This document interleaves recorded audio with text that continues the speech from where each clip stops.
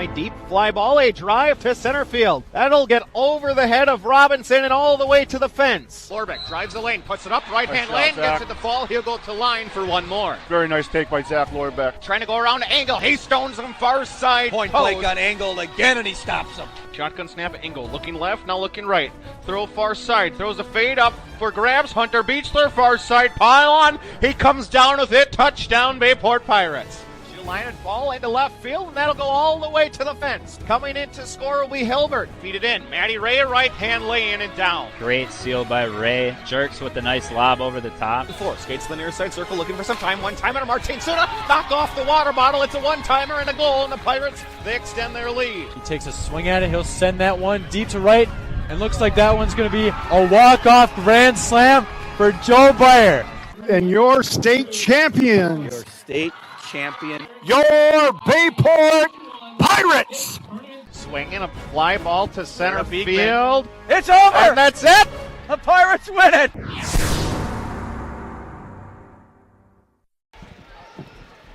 Hello, everybody, and welcome back out to Bayport High School as we get ready for the Battle on the Bay championship matches. This is the 19th annual Battle on the Bay here at Bayport High School. Tonight we will be bringing you the finals matches, third place matches, and we are excited to be here tonight broadcasting this for you live as we get prepared for the finals at the Battle on the Bay. This is Ryan Wellnitz coming to you tonight with Steve Lurquin from WI Wrestle. Glad to have you here tonight, Steve. How's it going? Hey, we're pumped to be back. Finals. Just taking a look at who we have coming up, and I think a lot of these are going to be pretty tight ones. And I'm looking forward to a lot of them, particularly as I'm looking here. Hunter and, where do we go here? Bryson Scholes at 150 and Edwin Schroeder of Oshkosh West. Kind of one of those, that marquee matchup. I think that's going to be a really good one. Ryan, I know you got a lot of Bayport guys here wrestling today. Any particular finals matches that you're looking at that catching your eye? Yeah, super excited we got 3 finalists from Bayport. As you can see, the Walk of Champions happening here. Guys coming in for their placement matches. We'll have the Walk of Champions and a big, exciting a moment in time as they walk in and get ready for these finals matches. But we've got 3 from Bayport in the finals. We've got Owen Waukee at 120, Aloya Schlump at 126, and at 157, Ethan Farley. Super excited for the Bayport guys. They've had a good day today. They're in first place. Should have it locked down as we move into the final round, and Bayport's having a good day. So I'm excited to see Owen Waukee. Has not been able to win a championship at this tournament before, and so I think today might be his day. Yeah, at 120 pounds, Ryan, you and I will try not to get in a fight. We got Owen Waukee of Bayport going against Easton Felchland of Wrightstown. So a little bit of blue blood with me. We'll try, like I said, Ryan and I will try to be as impartial as we can on that one. But, yeah, the Walk of Champions, one of the greatest things about wrestling that I really like. Awesome tradition to have these guys come out and say, hey, I made the finals, and we're going to highlight me for this moment, and super excited. So we're going to do the national anthem. We'll take our headsets off. We'll come back to you in just a moment. Addison Penman, Cameron Hampton, and Bill Bryson in singing our nation's anthem, the Star Spangled Banner.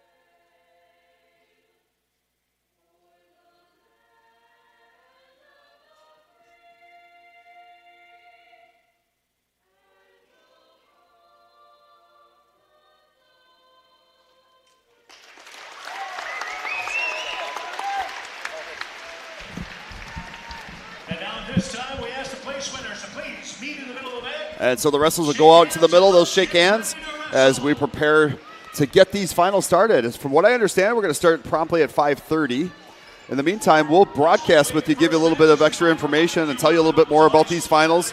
We will be starting the finals tonight at 106 pounds, and we'll work our way all the way up to 285. So 14 finals matches coming for you tonight. We got some great matches here at the Battle on the Bay, and we are excited to bring you the finals here at the Battle on the Bay, our 19th annual, the largest single-day tournament in the state of Wisconsin. And Bayport goes into this final round as the leader of the tournament. Does not look like there's any chance that they will lose that. And we'll kind of keep an eye on team scores throughout the night because we have a nice little battle going on with second, third, fourth, fifth place-ish. And we'll be able to kind of tell you a little bit more about that as we go. While we get ready for these matches to start, let's say that today's Battle on the Bay is being sponsored by Red's Excavating. Red's Excavating is located here in Howard and provides excavating services throughout Northeast Wisconsin. For all your land clearing, basement digging, or lot grading needs, contact Red's Excavating. On behalf of the wrestling community, we would like to thank Red's Excavating for their support and generosity. It does look like they're going to get wrestling going here quicker than we thought, so we will start prepping you for the 106-pound finals match. Steve, let's talk it through. We got a nice final going on here between Lubinski from West Bend West, and he'll be taking on Lee from Seymour. And here they go out to the middle of the mat. We are going to wrestle at 106 pounds. Right on. Alex Lee, the freshman. Ryan, I almost said Teague. Can I tell y'all? Oh, man, I almost called you Teague there for a second, but yeah, not to I wouldn't be offended. There, right? Teague's a great guy. But, yeah, we had Lee on here in the semifinals, and he just looked tough. That long, lanky kid at 106 pounds. Absolutely. So the match has started. A nice shot here already by Lubinski. He's got the takedown. He'll go up 3-0 quickly on a nice high crotch shot. And he's going to put a hard crossface in that switches to a cradle. And he's going to take his time. No reason to rush. Try to bump the hip and get yourself a little bit of advantage position. As we work through the matches tonight, we'll give you a little bit more information about our finalists. Yeah, Lubinski, we didn't get to see in the semis. Wrestled Kellen Becker at Germantown. Tech fouled him. Well, he looks tough with this cradle locked up tight. Wasted no time with that. Lee's doing a good job, though, keeping that right shoulder up. And now Lubinski's just like an anaconda, just getting that thing tighter and tighter. Lubinski, a sophomore. Alex Lee, a freshman. And Lubinski gets the 4 near fall off of that cradle. He's up 7-0 quickly in the first period. Lubinski, a West Bend West wrestler, right? From that long line of little guys. They got a couple state champions down in the lower weights there, and obviously Lubinski just falling right in behind these guys. Another hardcore cradle to score some more points. He'll get the pin. Make it a pin in 128 for Lubinski from your champion at 106 pounds of the 2024 Battle on the Bay tournament. Congratulations. Lubinski, think about this, perception, right? Or perceptive is, I'm sorry, to give you some perspective, one of those P words, right? August Lubinski of West Bend West takes 17th last week at the Donnybrook in Iowa, and here today comes in at the Battle on the Bay and takes first place. Awesome wrestling. Great job out there by August Lubinski. He looks tough. Just bringing it out there with everything he's got. Super impressive. Yeah, real quick takedown right to that cradle. You see a lot of cradles down here at the lower weights with these longer, lankier kids. Goes ahead and gets that fall. Yeah, have enjoyed watching him today. He looks really good. Give a quick shout out to the principal at Bayport High School, Mike Frieder. He's listening out there. Glad to have you with us, Mr. Frieder. You getting some texts for shout outs? Yeah, we'll throw shout outs at you. Don't be afraid to reach out to either Chris Learman. You can tweet the booth at BP Radio. You can, or Voice of BP, and you can also, if you know either Steve Lurquin or myself, go ahead and send us a text and we'll give you a shout out. I did get a shout out from Ernie Millard. I know he's watching. Ernie Millard, the Homestead coach, retired last year, and obviously we talked about he brought the first ever Homestead team to Team State. Gave me a reach out and said he was listening to both here and the Husky. Listen to the Husky finals from Teague Fenwick, where he's up there broadcasting those. Awesome, Coach Millard. Great to have you out there. Homestead's got a finalist at 190, and Guy Fraley. We'll get to see him wrestle Ben Keenbaum later on this evening. So that's going to be a good one. That'll be a great match. That honestly could be one of our best finals. Right on. And there are a lot of good finals. So I'll go ahead and while we got some time here, give the top 10 team scores. We got Denmark in number 10 at 259. Wausau West creeping in the top 10 with 262.5. Beaver Dam at 267. They're in 8th place. Big Muck, McGuanago, 319 points. Oshkosh West in 6th place at 320. Seymour creeping into that top 5, 345.5. St. Croix Falls with the longest trip today, 354.5. Germantown, 3rd place, 378. And Luxembourg Casco, 392.5. And Ryan, can I call it?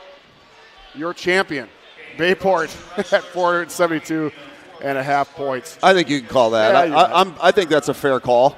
Not giving a jinx there or anything, am I? No, I think you're good. Just a quick little shout out to August Lubinski. Last year a sectional semifinalist. Looked like he could be a state finalist this year. The way he wrestled, just dominated today. An outstanding job by August Lubinski. He wins the 106-pound championship here at the Battle on the Bay. So it's crazy about the sport of wrestling is we saw Lee in the semifinals last round, and he looked kind of that. He looked almost unbeatable, right? And then you see Levinsky come in and have that kind of match against him. It's just there's so many different tiers to wrestling. That's the one interesting and neat thing about wrestling is that there's always somebody else out there ready for you. And so, Lubinsky, I'm sure, gets to spend a lot of his days wrestling with Bast, yep. Who's their 120-pounder. He's not here today. Right. Bast is state champ, and not here today.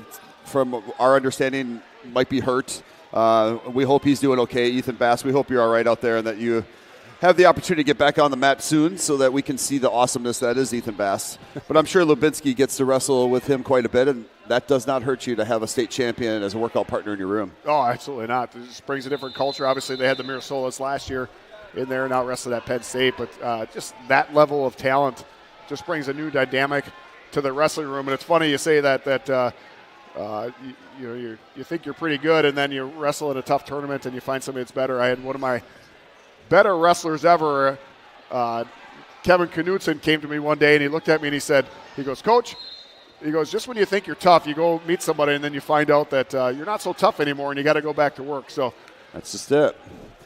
Yeah, and that's what the sport's all about. So, and here's the deal. You can either let things where you get beat destroy you, or you can help them make you better. And, for these guys that are champions, that tough losses or these matches that aren't as much in their favor as they would hope they would be only makes you better. And if it makes you better, then that's where these guys are becoming champions. I think that's different to now. I got to tell you, as far as perspective goes, I think that's something that's changed nowadays. I think kids aren't necessarily afraid of losses. They'll go out there and they'll lose, and you kind of see them.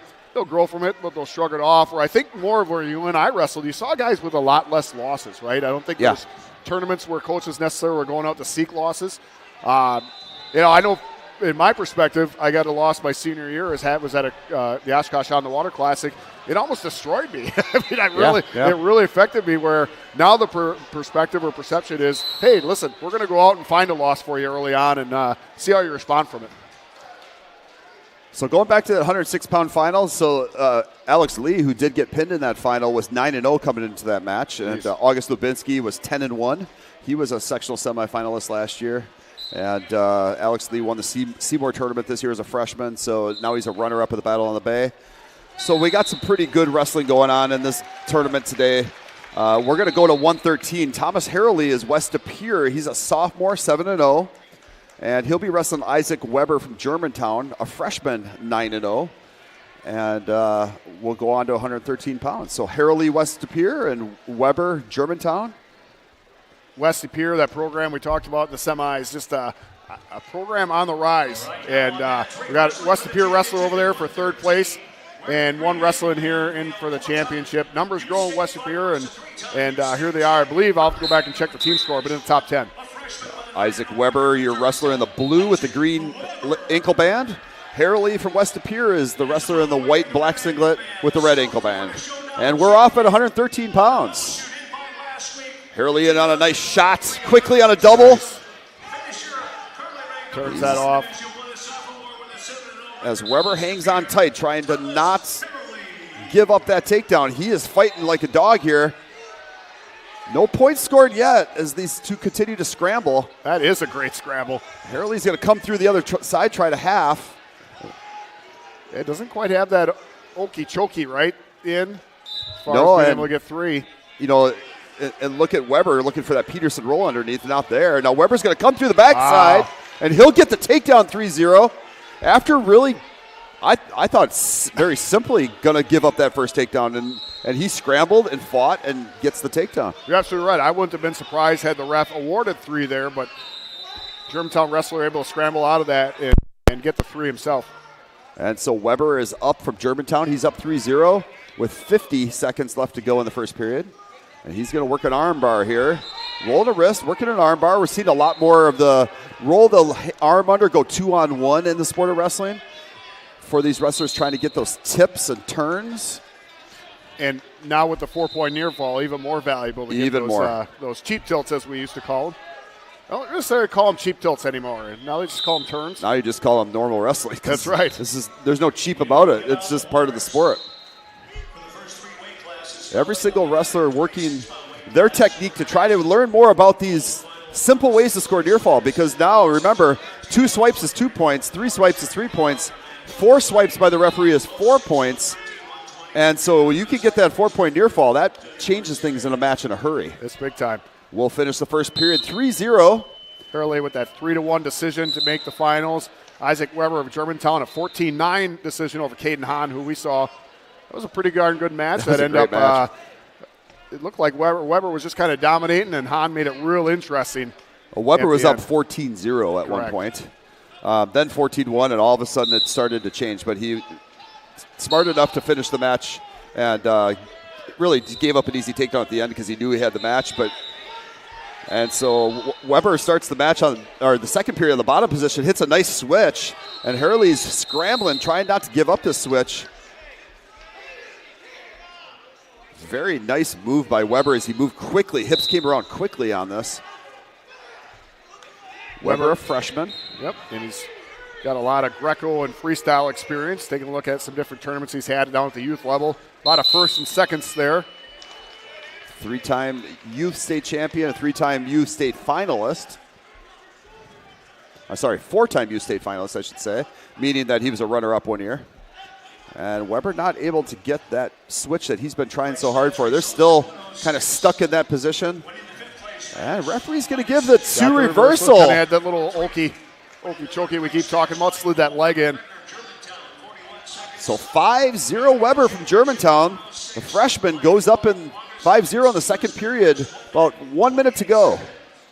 Thomas of West Pier, that dreaded one spot away from qualifying for state last year, and lost to a guy in the wrestleback, someone you're familiar with, Braden Hamill of Bayport.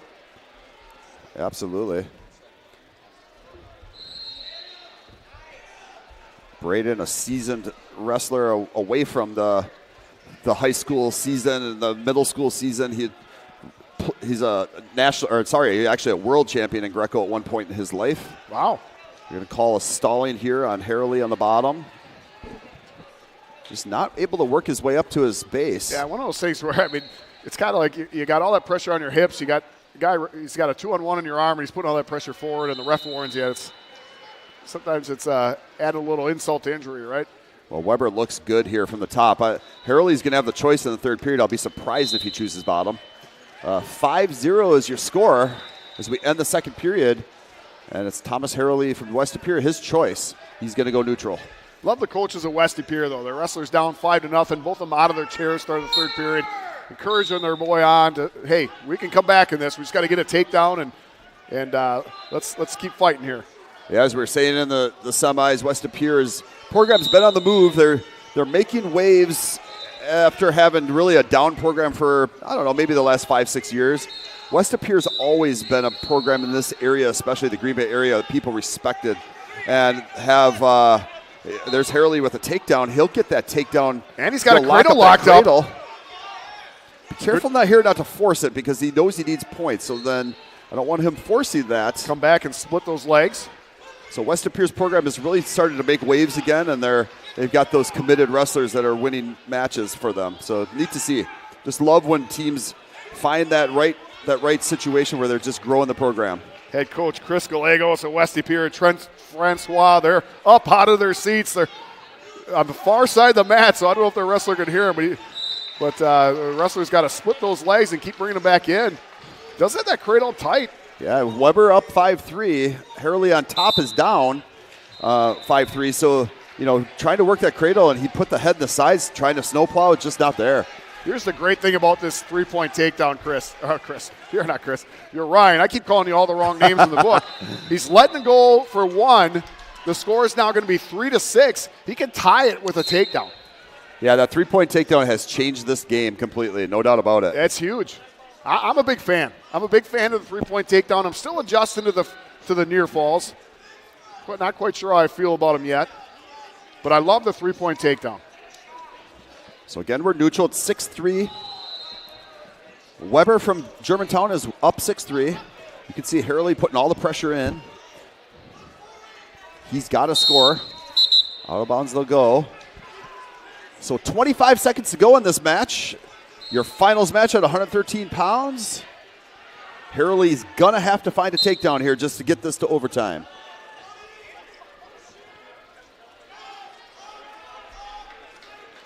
Going to see a 15-second flurry. And we're down to 15 seconds now as Weber continues to fight this underhook. And Weber's going to stay in there. He's going to keep working. Harley's going to try to just hip in. And out of bounds they'll go, and the match is over. And congratulations to Isaac Weber from Germantown. The freshman is your champion here at 113 pounds. Great match, right? I mean, you had Harley in on that takedown in the first period and couldn't quite finish it.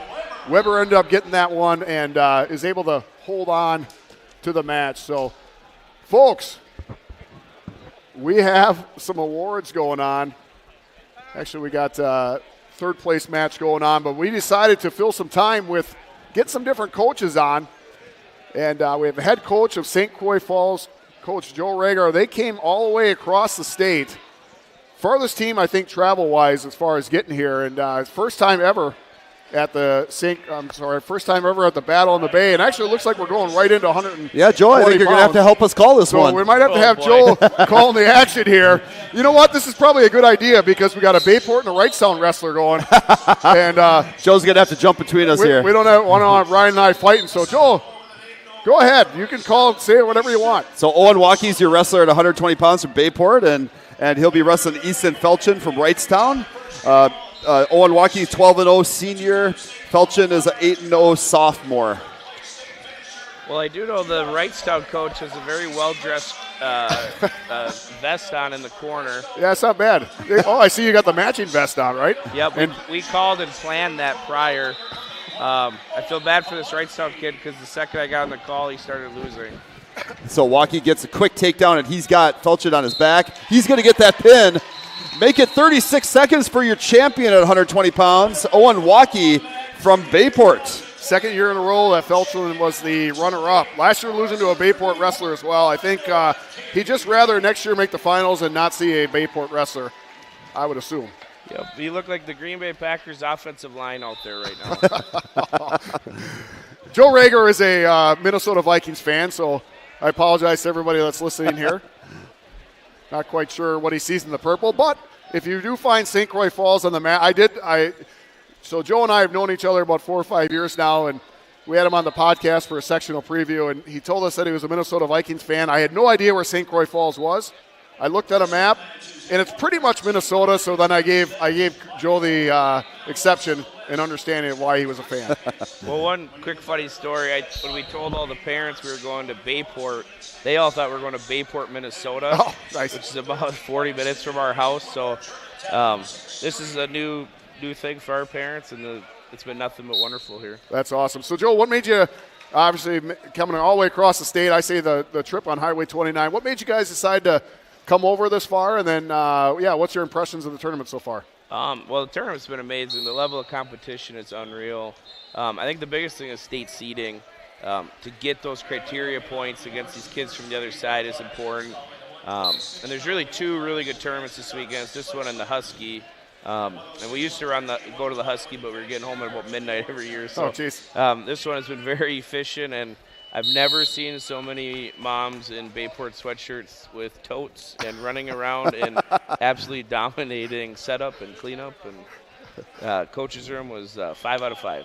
So you're going to take some notes back to this one when you guys have your tournament in late January and follow the lead, so to speak. Well, 100%. We stayed at the Hyatt Regency, and our kids thought we were at Disneyland. So it was pretty neat. That's cool. And I know that everybody here was trying to encourage you next year when you come to take a little trip over to Lambeau Field and take the tour, but you didn't seem to be going for that one. We will consider it on the docket. There's also a toilet factory that we're looking at going, and a garbage factory. So those are some options we have. Nice.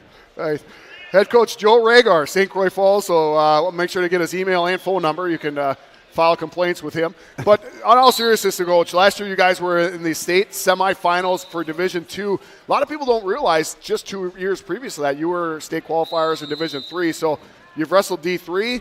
Now you're in D2. If you guys qualify for state this year, which you're definitely the favorite to do, you'll move up to Division I. So I think obviously you're the first program ever to have wrestled potentially in all 3 divisions. And most people don't realize you have 358 kids in your school. But let's talk about last year a little bit. You guys made the team state finals, wrestled Luxembourg-Casco. Your program has really evolved over the last few years, probably since you've taken over. Always a strong program, but kind of taking that next step. Just talk about your program in general and the vision for your program that you see. Well, I think the whole thing comes down to having good kids. We're getting a lot of kids out that really want to be special and put a lot of work in and have really good families. Being a smaller school has some advantages. Budget is not. When I look around here, there's a lot of Lululemon and some nice stuff. But otherwise, the small kind of blue collar, we want to go fight you kind of style. Our kids have really adapted to that. And it was a good year last year, and this year we're kind of trying to set our own new path. So. If we make it to D1, hopefully Bayport could chip in on our budget and help our AD double that or something. We were talking about how nice it is to have a volunteer coach in your room who's a 4-time state champion. That's kind of rough. Yeah, I mean, we have Hunter Marco, 4-time state champ. We have a black belt in Brazilian jiu-jitsu in our room. So I think our room could go probably street fight anybody. Nice.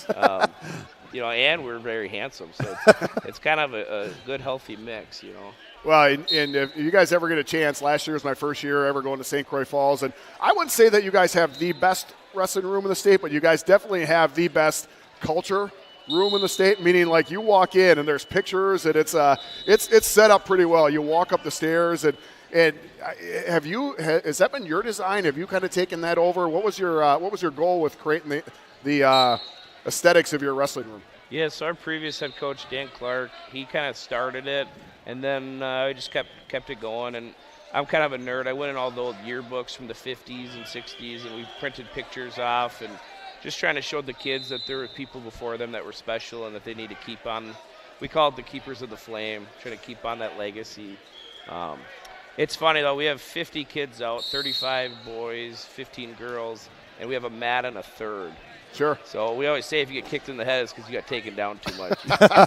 You got to get away and stay on your feet in our room. But well, you brought up the girls program. You guys probably have one of the stronger girls programs in the state. You just had 15 girls out.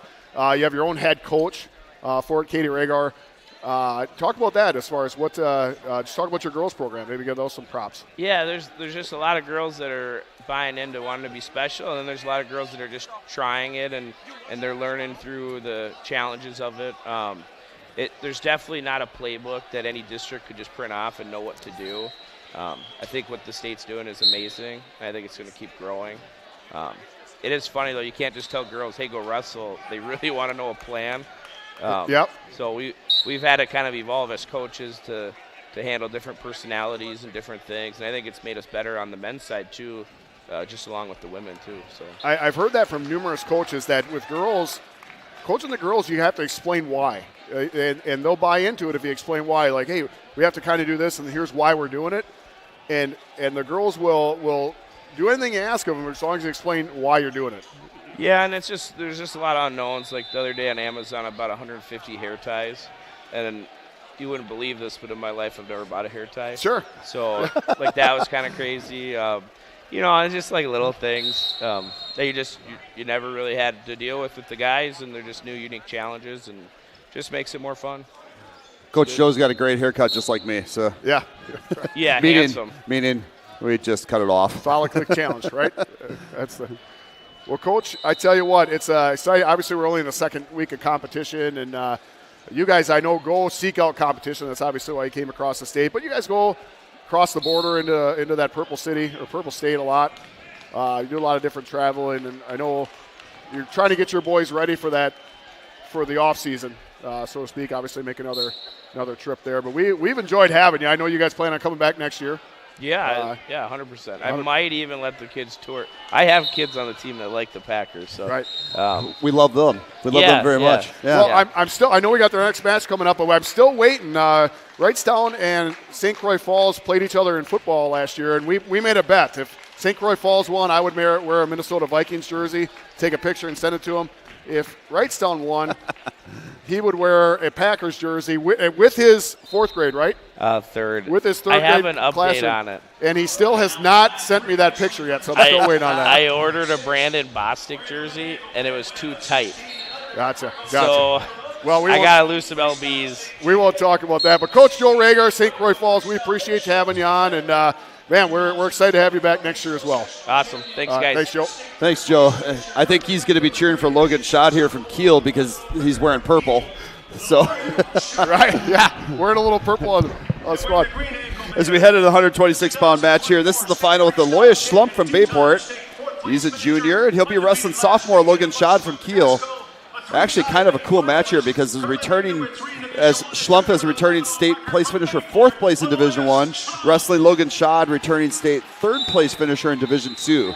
So this should be a great final at 126 pounds. And we're off at 126 as the referees, Tom Plattner, gets this match going.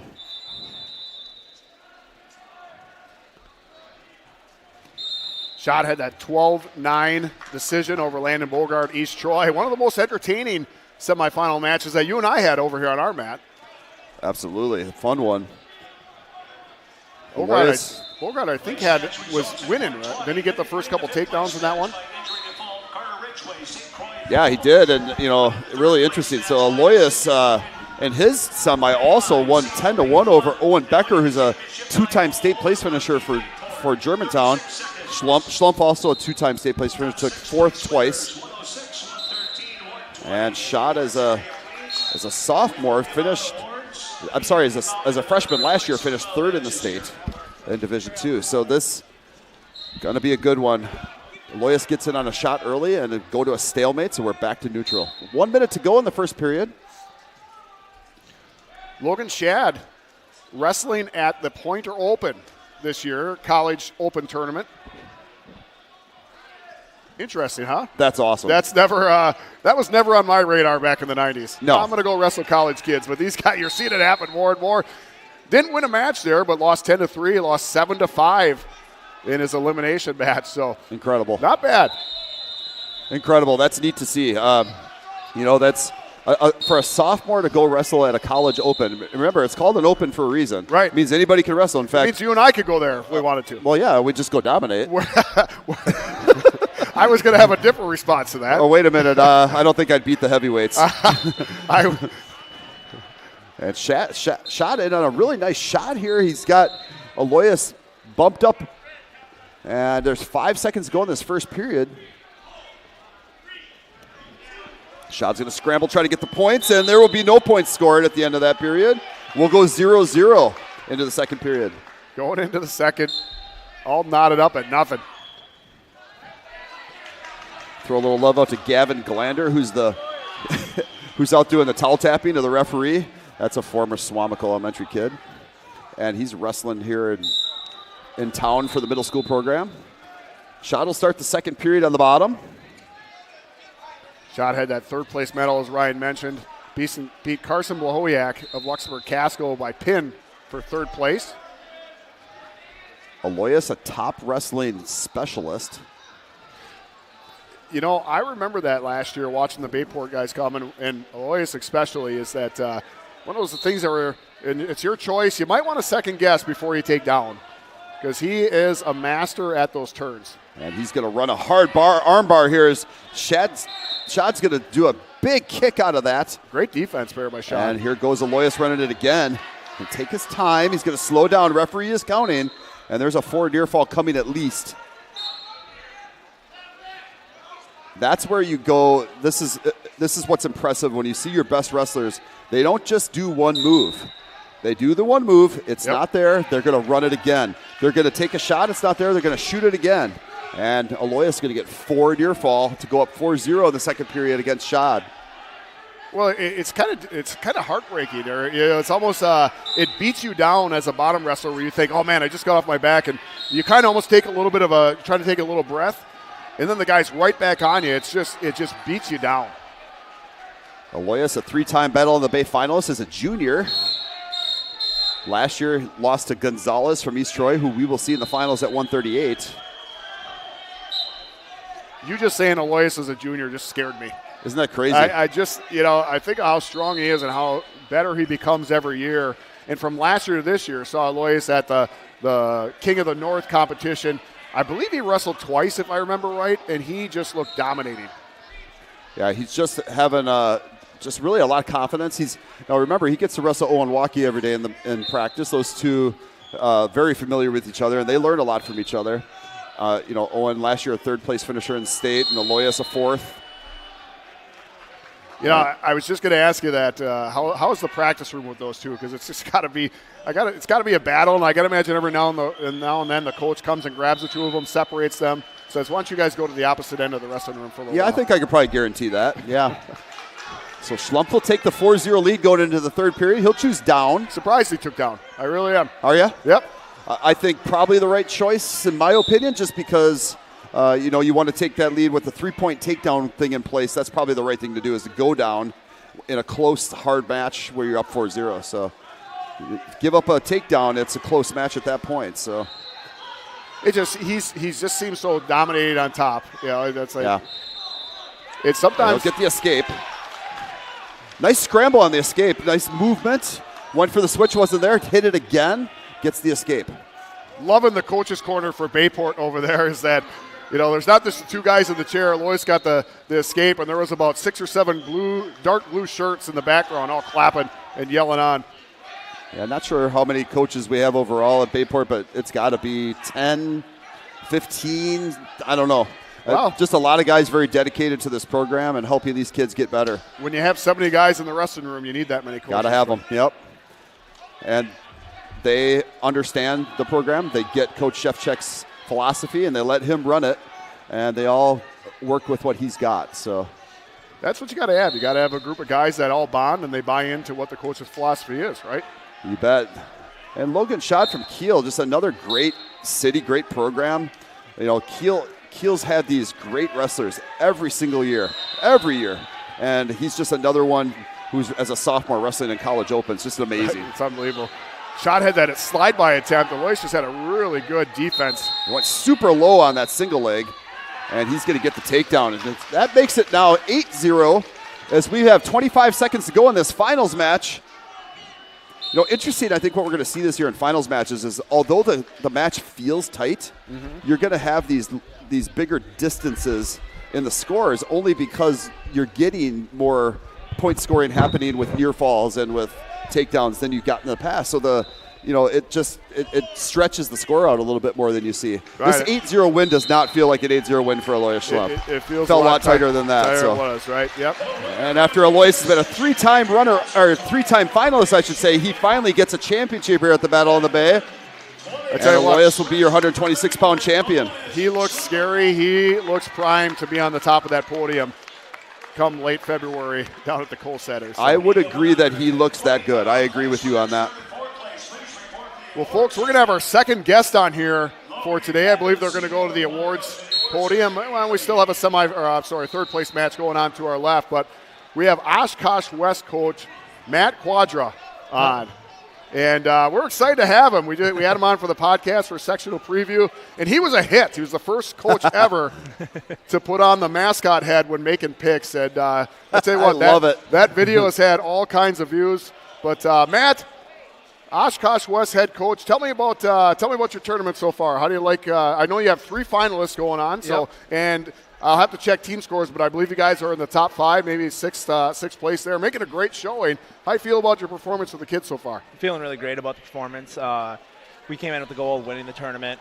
Thought it was in our grasps and everything, and the kids started getting down on themselves, and I started looking at the team scores, and this is the most points we've ever scored at this tournament. It's just one of those tournaments that we got hammered teams, and everyone's performing, outdoing everything that we wanted to do. So really excited about what they're doing today.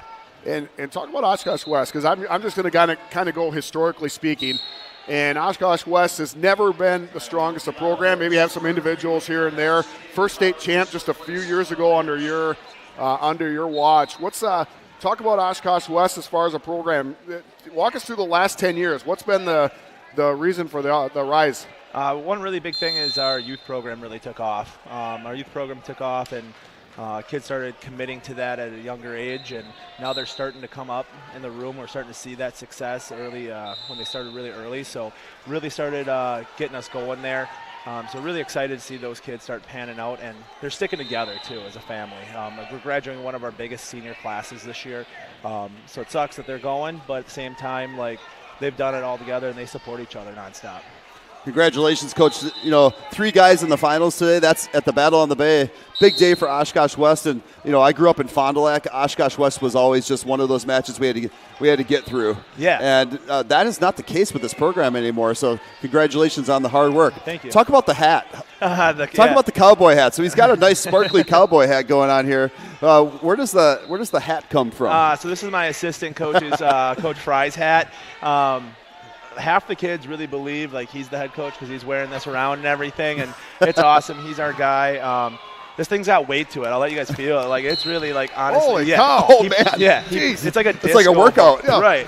Boy, you wear that around, your neck's gonna get huge. Monstrous. Right. There we go. Oh, yeah. Can't even put that on. I know. I was trying to put it back on, but the headphones can't get it there. Oh, there you go. But yeah, here, I'll hold on to that. I want to hold on to that for a while. Absolutely, That's yeah. You gonna do some curls with it or what? Yeah, so I was one of the guys that didn't love it at first, and then all of a sudden I was like, man, he's our guy wearing that cowboy hat, and he finally ripped it out at the Kohl Center the last day, and now people know us for the cowboy hat and everything, so we rock it. He rocks it and loves it. I came last year to this tournament, and I saw it, and I talked about it on the podcast. I couldn't stop talking about it. I said, there's a guy for Oshkosh West. He's got this shiny hat on. It's great. We had this suggestion. We said when they have a traveling trophy with Oshkosh North, right? And you make it a hat like this, and you make half of it blue and half of it green. I love it. That's a funny story. So we're actually going to do that with Hortonville this year. Hortonville, nice. We got a blue one, and I meant to bring it today, but I forgot it at my house. But it's half blue, half red, and it's actually got strobe lights and everything.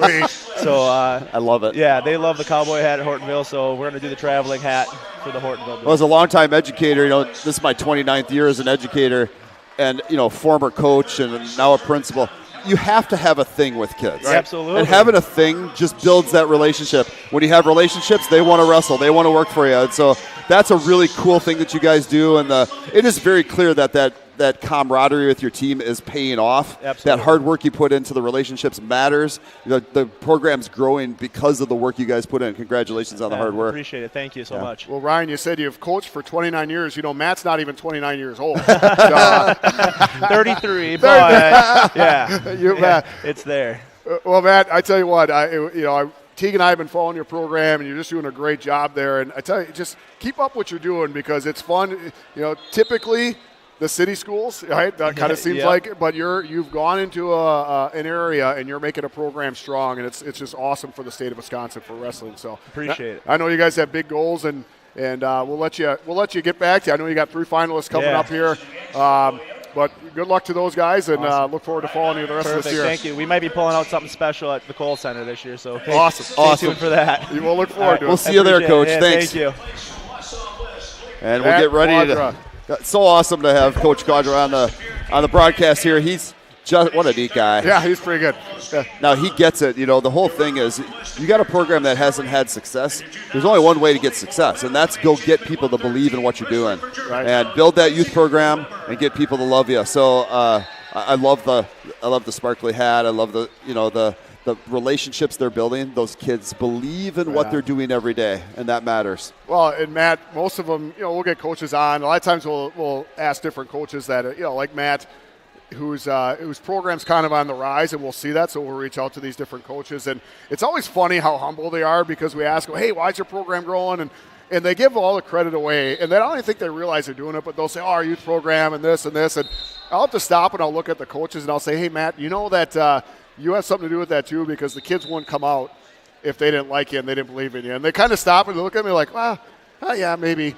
Yeah, maybe. No, everything, right? And that matters. And, he talks about being in the school. That matters. And just having those everyday interactions with those kids. And when they're having their moments, you can be there with them. When they're struggling in school, you can give them that extra help. Those things matter. Right. No doubt about it. Oh, and Joe, we had Joe Rhaegar on, obviously, and he's telling stories. And that's the way he talks. I could see the people down the line laughing because they, Matt and Joe, those kids really buy into them and they like them, and that's why they want to be out for the program. So, but it's just fun. It's just fun. So we got the 120-pound champion Owen Waukee up on the stand right now, getting awarded his championship medal. Congratulations to him. We're heading to 132 pounds. We got Carson Newbert from Luxembourg Casco, sophomore, 13-0. He's wrestling Brady Collins from East Troy, who's a junior, 12-1 on the season. Last year, these guys both were at 120 pounds. Newbert was the champion. Collins took third. And Owen Waukee was the runner-up in this weight last year, or between these three last year. So this is going to be another good one. Newbert has looked outstanding this year as a sophomore. I tell you what, as a freshman last year, I thought he looked senior quality wrestling going on with him, and he's even better this year. So just a fun wrestler to watch. Yeah, it's amazing. It's amazing. And these two were supposed to wrestle last year in the consolation semis at state. Brady Collins did medical forfeit out of that one, and medical forfeit out, obviously all the way to 6th place. But Carson Newbert went on in 3rd place match and beat Drake Gazda of Mawston Necedah by fall for 3rd place. And Collins, one of those East Troy studs that they've got here.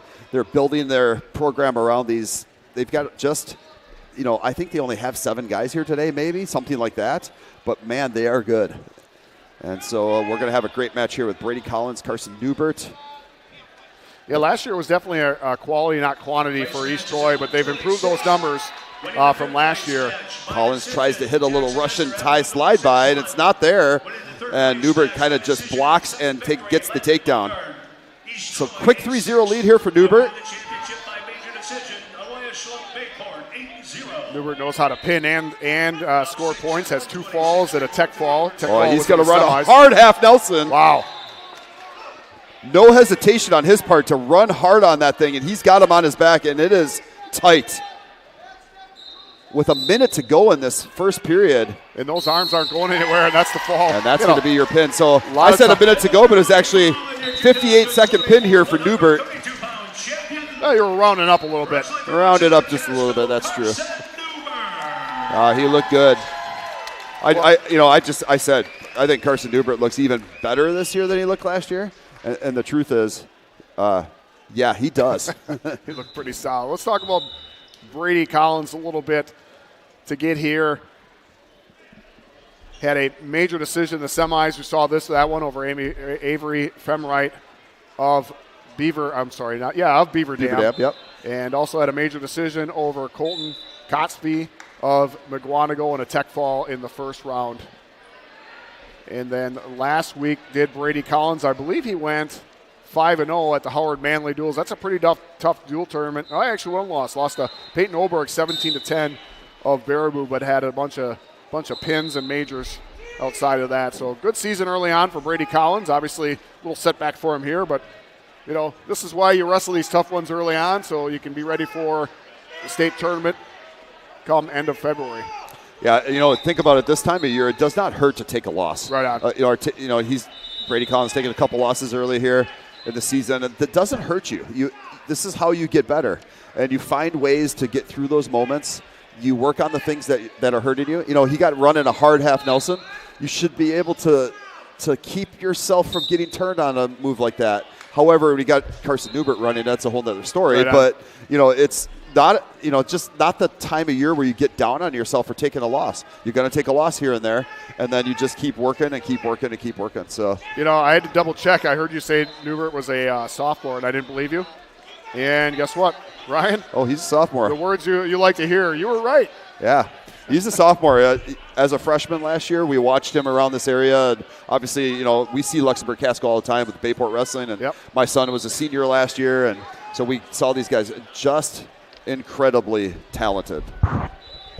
So, we a quick final there at 132 pounds. Carson Newbert is your champion from Luxembourg Casco. We're going to head up here to 138 pounds shortly. We're going to see Max Gonzalez from East Troy. He's a 13-0 sophomore. He'll be wrestling Ethan Immel from Kewaskum, 10-0 junior. That's going to be a good one. That should be another good one. I agree. A good one. But in the meantime, we got our third coach of the day coming on. We have Mr. Matt Verbaten, head coach at Wrightstown. Matt, I don't have a question for you. What do you got?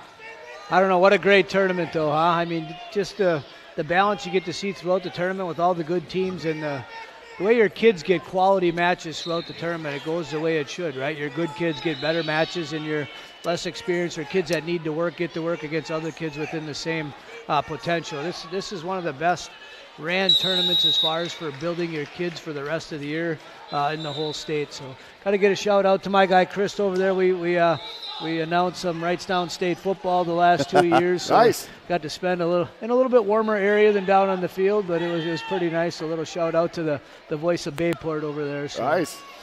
So you and Chris were calling the games together? Is that what was going on? Yeah. Oh, yeah. wow. Him and I this year, and then last year there was three of us. There was one other guy. So. Well, I hope they don't pay you for that. No, I got the perfect face for radio. I said so. I mean that's why So they asked me for that. So. That did not look good, but we won't go there for it. Sorry, Matt. So this tournament's been going on 19 years. How many years have you been coming to it? I actually don't know for sure. I don't know exactly how many. I remember we used to come and watch it when they first had it, when like Rapids and Simla used to come. We used to come up here for the finals and watch the finals. So maybe the first 4 or 5 we weren't in it, I would say. I guess I'm not 100% sure, but kind of mad at myself. I did get in a little bit earlier. So, sure. With being this quality of a tournament this close. Like I said, you can't beat it. And the competition they bring in, they keep the competition level up every year and even raise it. When somebody gets out, they seem to find even better teams that your kids get battles from. Kewaskum, St. Croix Falls added those 2 teams this year. Yeah. How about St. Croix Falls traveling across the state to come scrap with us? I mean, that's Joe Rhaegar, right? He's not afraid. He'll travel to get some competition. So he's just another great guy, within the coaching in Wisconsin. Well, we talked about with Joe that this is a very efficiently run tournament. I came up from, obviously, down south here today driving up, and Coach Ryan Chefchek told me, oh, yeah, finals will be at about 2:30, and then I'm driving up, and he says, oh, we're probably going to start at 2. That's something you never hear. You're talking semifinals. Yeah, I'm sorry, what did I say, finals? Yeah. Semifinals. I said the semifinals are going to start at 2. You never hear in wrestling them say, oh, yeah, we're going to start early. I think with the new, with your 3-point takedown, 4-point near fall, your extended mat space, I think that's really helped with the time because you can wrestle longer, right? The bigger mat, the more you get to wrestle, the less times you have to go back for restarts. I mean, you see the 3-point takedown, 4-point near fall is just adding on to these scores so fast. Like it's even hard sometimes as a coach to gauge when you go for that pin instead of you used to be able to build into that tech pin. That tech pin comes fast. Also, you got a tech fall. You don't know because now once you break that criteria out of that tech fall, then it's over. Then it's done. You don't even get a chance to turn them back. So I think that's helped a lot. So right on. Yeah, scoring points is big. That even if the fans that don't know what's going on in the sport, they see points scored and it brings them on in. Coach, let's talk a little bit about your program. I know you had Feltzlin that just wrestled there, and not the results you want. Obviously, probably disappointed with that. How do you take you're very good at helping kids with perspective, right? I see your teams every year, they end a lot higher than where they began. How do you walk through after Feltzlin's performance there? What do you say to him, and then how do you help him grow from that match? Well, I mean, you got to give the credit to Wathke, right? Just barreled him right over. Beautiful double. Easton brought his hands up, and he got in on that deep of a double. So there's one thing you can improve on right there. Keep your hands down, right? Keep your head lower than his. If his head gets lower than yours, he's coming with your hands up here. And we're working on it. Easton's actually got better at that. He did better throughout the day at that. And then when Wathke had the half, right, we kind of fought a little bit. Then we tried to reach up and peel it. Well, you're giving him a little bit more power there. So he drove us over on that. So, I mean, that's a match that's going to take Easton's best match to win because Wathke's that quality of a wrestler. We're trying to be like him. We're trying to get there. And Wathke's just tough as nails. So I would have liked to seen a little more so I could have get a little better gauge, where he really needs more work. Easton is that type of guy, though. He's getting better at basics. He's really good at scrambles and catching people like that, too. He's real good floating his hips on different things. So I kind of wish we'd have got into that, but you got to give the credit to Wathke there. But we came into this tournament looking to get better. Everybody get out there, win a match with our inexperienced crew we have this year. But I tell you, this crew works hard at practice, the stuff that we go through, just getting back to grinding on basics and getting better each time. 100%.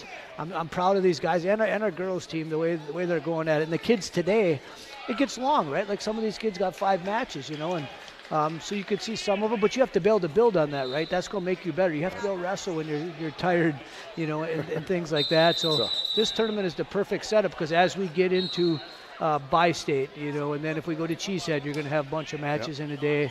You got to be ready for them battles. But I honestly, like we were talking over there before with our coaching staff, the way our kids came out and we talked about, our 4 things. You battle, you score the next point, you win the edge of the mat, you win the end of the period. Nothing about winning. I just want them 4 things, and the rest will take care of itself down the road. If we can do those things. Now, you don't always win some of them, but battle is one thing you can always win. You can always fight as hard as you can, and I saw it out of every one of our kids today. There wasn't one of them, whether they got pinned or not. They went out there with the attitude that they were going to wrestle to win, and that's what I want. And with this group of the inexperienced, it's fun to see them get better as we went from Little Shoot, to this tournament. So we just hope they continue to grow, and we're looking at just getting better every single day that we go out there. So it's a fun group to work with. So, a few more numbers, like Easton's going down. Easton's working his way down to 113 for bi-state, so he's watching some of that. So, and we might have some of them kids, with the old Christmas drop and stuff like between bi-state and Cheesehead with them kind of back-to-back weekends. Like, you want to be at your optimum weight, but it has to be done the right way. We can make 113, but we got to be able to wrestle at 113. That's right. You know what I'm saying? So he understands that, and we're working with a bunch of our guys that way. So, well, Coach, we know you're an amazing man at what you do because you put up with Steve Lurquin for at least 4 years, and right on. I wrestled with him at Whitewater. That's why I can mess with him. So, and Coach, great to have you always at this tournament, and just your class act as a coach, and your team's always a class act. 2-time state football runner-ups, that has an influence on programs, and we get it, and so we appreciate all that you do. You bet. Thanks, Matt, guys. I appreciate it. First wrestling coach to coach a state championship team in 2 different divisions. Mr. Matt Verban, thanks for coming on. Yeah, you bet, guys. Thanks for having me. Appreciate it. Good to have you. And we're going to head to 138 pounds here. We're going to have Max Gonzalez from East Troy. He'll be wrestling Ethan Immel from Kewaskum. My friends, this might be our best match of the finals. You just stole it right out of my mouth, right? This one is it. It's these guys are both studs. We got to see them both wrestle in the semifinals, and this should be a good one. Gonzalez, a battle champion last year. Place match results at 132. At 120 pounds. Yeah, Gonzalez had that only loss of his year was to Reed Spurley. 52-1, one loss in the semis at the state tournament is Max Gonzalez. Unbelievable. And remember, he was a freshman last year, so this is sophomore year for this wrestler. And Wrestling Immel from Kewaskum, who's a junior. These guys still have a lot of wrestling, high school wrestling ahead of them in their lives. So just impressive kids. Yeah, Good scrambling. Immel had that 5-2 loss to the eventual state champion Colton Hush of Baldwin Woodville. And I think Hush was just on a mission. He was the state finalist the 2 previous years.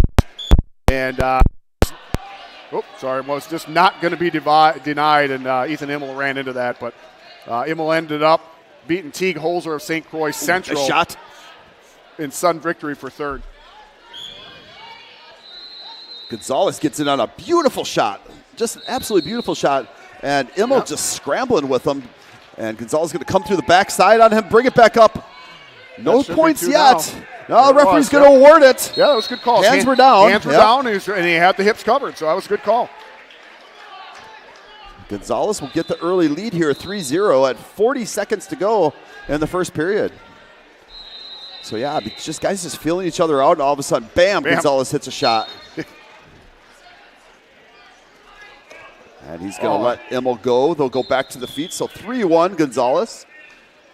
Friends, remember here, Gonzalez in the white singlet is a sophomore. Jeez. Sophomore. 3rd place finisher last year with 1 loss on the season. Just a special talent. Gonzalez to get here at 2 tech falls and a major, so he definitely knows how to score a lot of points. Immel, a 2-time state place finisher for Kewaskum. Kewaskum making that first ever trip to team state in school history last year, and I know they were proud of that. And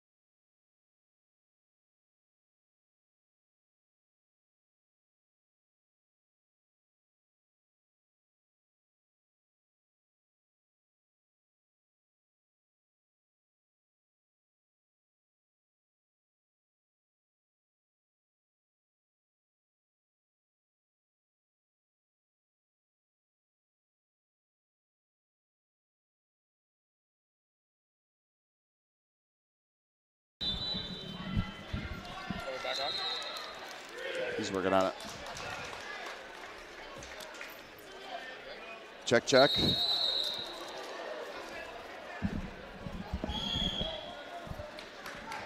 checking to see if we are back in audio here. Steve, can you hear me through the headphone? I got you. Roger, over. Lost audio for a little bit. Score is 6-3 now.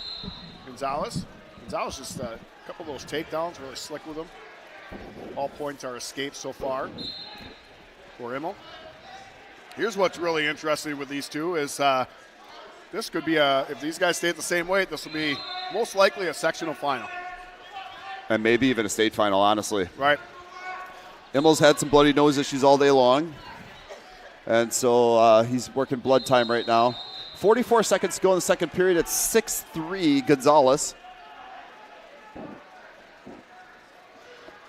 And thanks for being patient with us. We lost power, so we switched our power over to a different outlet to see if we could just get back to some normal streaming. So I told Chris, I said, the reason why I stay away from technology is every time I do something with it, something bad happens. And, you know, there it was.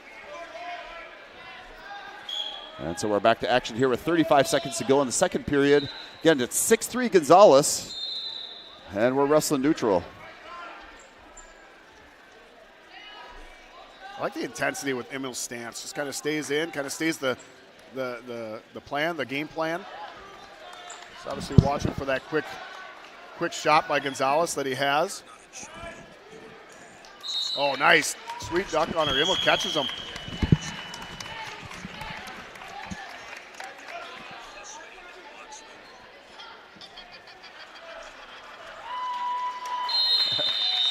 Well, that's 2 periods in a row where both wrestlers with about 5 seconds left just kind of conceded that, hey, we're going to go to the next period.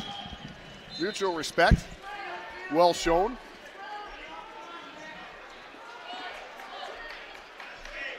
Immel says, nope, let's go to our feet.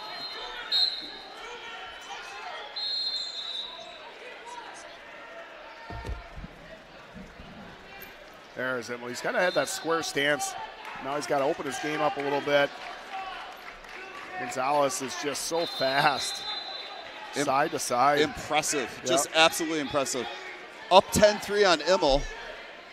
Again, a couple of takedowns changes this year because you're getting 3 points on those takedowns. Yep. 6 points, 9 points scored on 3 takedowns in this match. So impressive. And it puts a big distance between between you and your opponent when you're getting takedowns on them this year.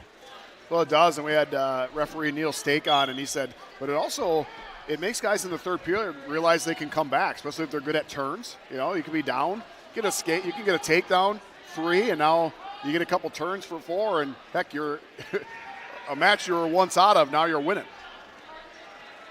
I saw a couple championship round matches today where guys were down 8, 9, even in one match, 13 points. And we're able to win the match. So, that's part of the sport is you're going to get those opportunities. And with Gonzalez getting a tip here on Immel, he gets a 4-point near fall. Just like that, 14-3 with 53 seconds to go in the third period. Gonzalez dominating. That college turn, college quick turn as I call it. I'm always a big fan of 45 degrees, so that's my that's my take as a ref. I don't get a protractor out there or anything, but tell you what, if I'm going to start awarding near fall, they better be 45 degrees. Absolutely. I mean, that's what it says in the rule book. Well, and you being a principal, I know you're a rule follower. Yeah, sure. I don't know how you do it, Ryan. I see our principal and what he has to go through, and I'm like, no thanks. Love every minute of it. The kids motivate me to get there every single day. Every day is a good day when you get to work with kids. Well, I'm not saying the kids don't motivate you. I'm just saying sometimes dealing with the parents. Well, it could be those moments, but our parents are great too. So we're in short time, 20 seconds to go. I forget we're live. I got to remember you got to deflect all those questions. And we're on a Bayport broadcast here, man. Nice job. I tell you what, you should be a politician. You deflected those both, and as I realized the second way you answered the question, I'm going, oh yeah, that's right. I probably shouldn't be asking him this. By the way, Steve's also an educator. I am an educator, but I'm not a principal, so I can probably answer him. Anyway, go ahead. Round up the end of this match, and I'll go on to the next topic. And so Gonzalez from East Troy Max Gonzalez, sophomore, is going to get your win 14-3, and he will be your 2024 Battle of the Bay champion. And again, East Troy, impressive program with young guys that continue to show just an unbelievable dominance. Very, very impressive. Maybe Chris can edit those parts out. I know we're live and everything, but do what you can. So Scott Rhodes, head coach at Kewaskum, obviously, same thing. I'm sure I know he's going to do what Matt did, and he got a kid who didn't get the result he wanted. A kid he's going to see again, right? And you got to look at that and go back to the drawing board and find the positives and work on the negatives of it. And so we're going to head here in a moment to 144 pounds. We'll see Cole Bilzeal from O'Connell Falls, senior 6-0. He'll be wrestling Blakely Bastian from Luxembourg Casco, senior 11-1. Both of these guys multiple-time state place finishers and state qualifiers. And this could be a good one, too, I think. Yeah, and if I sound like a broken record, this easily could be a sectional final. Oh, I checked that. No. Because LC will be in Division I with us. My brain is so hard not to put Luxembourg Casco up in Division I. It's not working for me. Yeah, once again, just remember there were teams that were moved up because of what they call the competitive advantage? Competitive balance. Yep. Competitive balance. And that means that they've had a lot of success in the postseason, they get moved up a division. So Luxembourg Casco moved from 2 to 1, and Coleman and Fenimore moved from Division 3 to Division 2. So, that's just different thinking because we're used to having these teams in those other divisions. So, Cole Bilzeal, a state finalist last year. Ryan loses 3-2 to a Luxembourg Casco wrestler, Caleb Delabrew. Delabrew had the match of his life in that. We watched that match. Delabrew wrestled out of his mind. No one would have predicted that he could have beat Bilzeal nor gotten into the finals at state. Delabrew just wrestled out of his mind at state last year. Very, very impressive and earned his state title. Turned it on at the right time, right? Absolutely. Now, I'm not saying he wasn't a great wrestler. He absolutely was. But Delabrew just really, really had a great postseason. And Blakely Bastian last year, we just saw him, lost to Ethan Immel in the quarterfinals. Wrestled all the way back for 5th place, beating Drake Ingham of Prairie du Chien. Blakely Bastian's one of those kids. I got to watch him at the King of the North in, October. And he's kind of got that little funky style to him, right? He's a little unorthodox, but just never gets rattled, just keeps wrestling and stays in matches. He's strong. He's all in on wrestling. This kid lives his life for wrestling.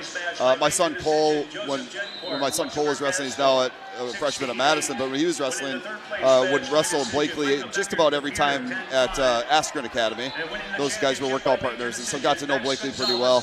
Blakely, just a really neat kid, just a very nice guy. He is running a whizzer for the life of him. And he's going to lose that to Bilzeal, and Bilzeal's going to get that first takedown. So Blakely hung on that whizzer forever, and pretty soon just wasn't there anymore.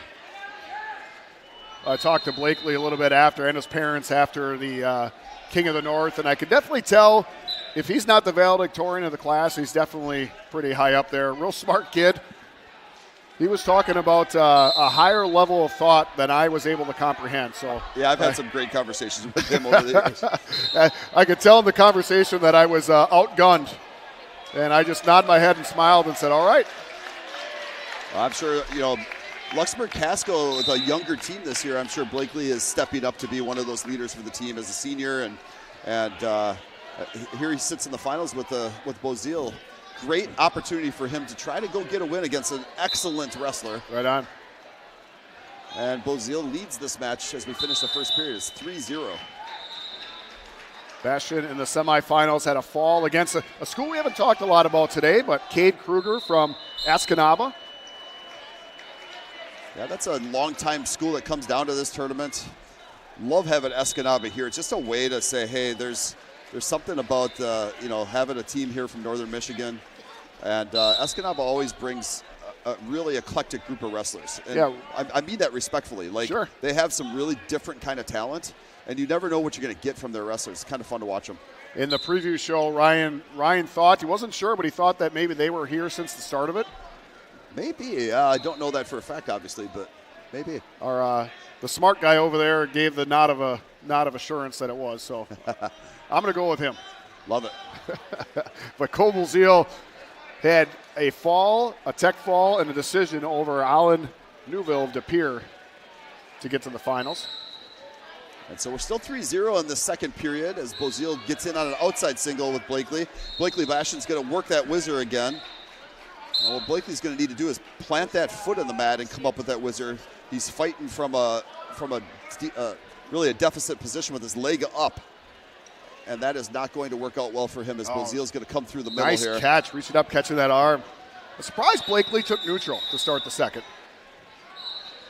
Referee's going to stop us. We've got blood time green. So Bozil will take some blood time. Yeah, that's a good. I was thinking that was a pretty quick stalemate call. Didn't realize there was blood. Yeah, I thought the same. I wondered why he was calling a stalemate at that point when Bozil looked to be scoring. But if there's blood, they have to stop it. Right on. As you know, the part of this sport is that there's going to be blood at times, and that's just part of what we do. Wrestlers get up to 5 minutes to be able to take care of any blood issues. And the only time that the blood clock is running is when there's actually blood flowing. When they get the blood stopped, then the refs will stop that, and then it's time for cleanup. So Bozil's clock has already been turned off. 5 minutes, for you to reach 5 minutes of blood time and have to be disqualified is nearly impossible in this sport, which is the right thing to do. I've seen it twice. Yeah. I've seen it happen twice. You ever seen it happen? No, but we were this close with my son Cole. Gotcha. Cole was a bleeder, and we finally got his nose cauterized before his senior year, and that helped a lot. So 3-0 here, Bozil. 1 minute to go in the second period. We are still neutral with Bozil and Bastion. Bozil in on the outside single, and you're seeing Blakely get those hips down tight, trying to keep Bozil from popping up, which he does. O'Connell Falls coached by Matt Morrissey. I believe this is his first year. Did a change of coaches in the offseason. O'Connell Falls' program in general down a little bit over the last few years. They're coming off the Whiting era where they had Clayton Whiting, a 4-time champion, and that has kind of dissipated a little bit, but they've got Bozil, and he is excellent. Blakely kicking off the single leg here, and no takedown for Bozil. We'll go stalemate. 11 seconds to go in this first period. Bozil has been the aggressor the entire match. I don't think I've seen Blakely take a shot yet. No. Coach Chad Tremmel, Luxembourg Casco, a little bit distraught at the early stalemate call. Felt like his guy was still in a position where he could take advantage of it. But that's also Blakely's style, right? Getting those unorthodox scramble positions and see what you can do. Interesting enough, he chose neutral. Did no score happen from that at all. It's almost the same as getting ridden out. You know, you can't have a 3-0 deficit and not get that takedown when you choose neutral. So Bozil takes bottom as we head into this third period. And he's trying to work a switch. Blakely reaching across, grabbing the thigh. And now he'll throw the leg in.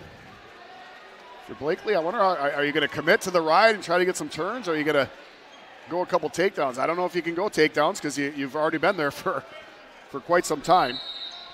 Yeah, I think really you got to see what you can do on top, at least for a little bit here.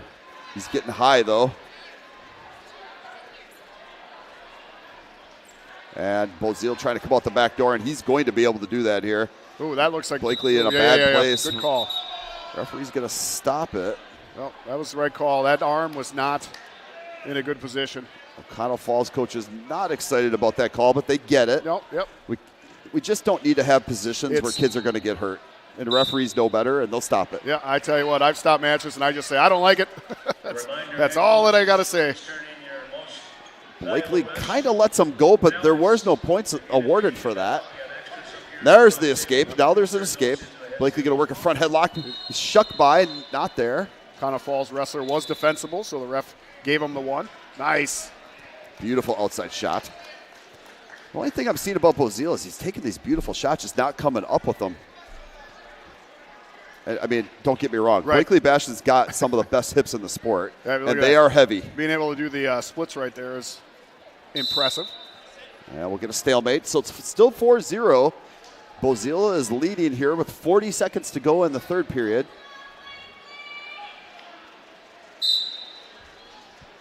And Blakely Bastion is going to have to get on his offense if he has any chance of beating the returning state runner-up.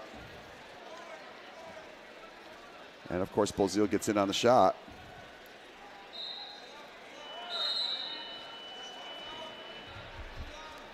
And Bozil trying to come up the middle.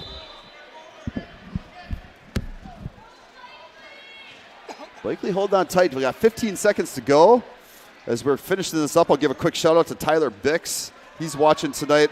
He says happy holidays to me and to all of us here. So thank you, Tyler. Love having you watch our sports and tune in all the time. As Bozil will get his championship here at 144 pounds at the Battle on the Bay. And congratulations to Cole Bozil on a job well done at 144 pounds. He takes out Blakely Bastion 4-0. We said it was going to be a good match. It was a good match. You know what? It was a low-scoring affair. It felt like there was more points scored in that one. But just two wrestlers, I think, that know each other very well. All right, let's be real. Yeah, both seniors. I was going to say they're pretty close to each other, but on the map they're close to each other. Probably drive-wise not so close. Across the bay from each other. Yep. We're going to head here shortly to 150 pounds. This is going to be another fun match to watch. So you're going to see Bryson Scholes from Kewaskum, and he's going to be taking on Edwin Schrader from Oshkosh West. Schrader a senior, Scholes a sophomore. Of course, we got to hear from coach from Oshkosh West earlier, and they're excited about the wrestlers that they've got. Last year, Schrader was a champion here at 144 pounds. Scholes, I think, last year, I can't remember. No, they didn't wrestle here. Never mind. We saw them in a different tournament. Scholes just another level when you watch him wrestle. He is impressive. Sophomore, 9-0 is Scholes. Schrader, 12-0 senior. Both of these wrestlers are fun to watch. Yeah, Scholes' growth from last year to this year, where he took third place. Lost that first round to Caleb Delabrew 6-5, and then came all the way back for third place. Beat the founding father, William Penn of Ellsworth, 5-3. But just looks like, like I said, from last year to this year, his growth has just been amazing so far from what I've seen. My son got to wrestle William Penn at Freestyle State a couple years ago. What an impressive kid he is. And so you beat a kid like William Penn, you know you've got something special going on. So, as you know, Teague and I on the podcast sometimes give guys nicknames, and we just started calling William Penn the founding father. Founding father, love it. We never talked to him, and we find him at state, or his parents and him find us at state. He made a T-shirt with the founding father on it and had the Wisconsin Wrestler Podcast. We all got our picture taken with him. It was fantastic. He's a great kid. Really, really nice kid. Hey, both of these guys were third-place finishers in state last year, which is kind of a fun little matchup in our finals here. You see Schrader's hard on a single here, and he is working hard. And Scholes hanging on for dear life, and he was able to get the stalemate. Scholes with a tech fall, and a tech fall in the semifinals over Gehring from Slinger. It's an impressive showing. And your referee for this match is the GOAT, the greatest, truly the greatest of all time, John Shevchuk. Oh, you know what? I thought you said at first. I thought you said the greatest, which, you know, is definitely true. He is, well, you know, there's that too. So John Shevchuk is the dad of Brad Shevchuk, the head wrestling coach at Bayport, and a longtime Luxembourg Casco family. Scholes gets the takedown here to start the match out with the points, 3-0 with 15 seconds to go in the first period. Doing a good job keeping that left foot in. Clock keeps running. Nice job just hanging on that edge, letting that time run. And we get down to 8 seconds to go in the first period. So Schrader in a little bit of a deficit. He's going to try to scramble here hard with 8 seconds to go and see if he can score that, at least get a single point as we head out of this first period. And he's jumping, so actually John Shevchuk will give credit to a different whistle and say it's no cautions here. Schrader hits a hard switch. He's going to come up to his feet. Scholes bumps him back. And where's Shane Sparks when you need him? Edwin, third place, as Ryan talked about. Division I, two third-place guys, two different divisions. Edwin beat Colin McDaniel of Arrowhead, very strong wrestler, for 4-1 for third place at state last year. And Scholes will take the down position as we start the second period. He pops right up. Schrader's got the leg end John Shevchuk will stop that and say, no, let's not do that. That's potentially dangerous. So we'll start over. Both wrestlers really not tested too much, as Edwin had a fall, a tech fall. I'm sorry, 2 falls and a tech fall. Tech fall in this. If you tech fall somebody in the semifinals at a tournament like this, in a tournament like this, and especially Adam Whittier, state medalist. I believe Whittier was a medalist. Incredible. Just next level guys. Yeah, what I really love seeing here is Skulls, taking his time. He doesn't have to rush his way up to his feet. He finds control of that foot. When you get control of something, you get control of hands, you get control of a foot, all you got to do is take your time. Right. Get it away from you. They cannot defend you with less appendages than you have. And so when you take those things away, that matters. You're saying as long as you have the hands. Right, get something, right? Get some hands, or take his leg and take it away from him. He's got to jump around. He's not going to be able to defend you. So Schrader gets in on a nice shot here. Skulls is going to hang tight, hoping not to give it up. You can see Schrader's got both legs, and that should look like a takedown, but he's got to be able to hook the leg, and that's not happening. No, Skulls is comfortable there. Obviously, a product of the AWA schools down there, and you could definitely, they work on the scramble position. Well, his long body doesn't hurt him, of course, at 150 pounds. He's got a nice long body to be able to hang on those things that give him that advantage. And it doesn't hurt that his brother is a 4-time state champion. Right. He's got a lot of pedigree behind him and a lot of just understanding of the sport of wrestling. Sure. So his brother wrestling for Illinois right now. Yeah, doing a great job down there. So they were on the Big Ten Network. I forgot who they were wrestling. It was, Indiana. Illinois and Indiana went at it, and Bryson looked really impressive. I think that was last Friday. I had that broadcast on. I was watching it. And as we're talking that through, Skulls does get another takedown. He's up 7-0 with 21 seconds to go in the second period. Absolutely dominating this, really what I was going to consider just really a great final. But here's the deal. Skulls just another level today. Yeah, agreed. I had this one pegged. Thought it was going to be a real tight one. And we're not over yet. We got a whole second period. We did talk about the scoring that exists now in the high school wrestling, and it is easy to come back, right? I shouldn't say easy. You can come back quickly. That's probably the better way to say it. So Skulls, sophomore, last year as a freshman took 3rd in state. And when your last name is Skulls and you don't take 1st in state, that's a hard thing to take. And yet, I mean, come on, as a freshman, going out and just dominating people and really just had an amazing season last year. So very, very impressive. We've had several wrestlers on that were 4-time on the podcast, 4-timers, and they've had younger brothers that were obviously already not as successful, meaning they haven't won state titles as freshmen. And we asked them all. We asked Marco, Griffin, obviously, Cole Marco, and then we had obviously Skulls too. We asked them those questions. And Cumberland wrestler Dawson Johnson, because he had a younger brother who already wasn't. Right. And they all said the same thing. They're like, how have your younger siblings taken it? And all of them were all the same. They're like, you know what? It doesn't mean anything. It's even Dawson Johnson at Cumberland said, you know what? He goes, if I wasn't a 4-time state champ, that doesn't change who I am. That doesn't change me. And it was just great perspective to see there's no pressure on their brothers from them, because they're not necessarily a 4-timer like them. So it was really good to hear. And they're out there and they're loving on their brothers just like they would if they were just another wrestler on the team. And they just want their brothers to have that same success and to enjoy the sport like they do. So super cool stuff. Love that.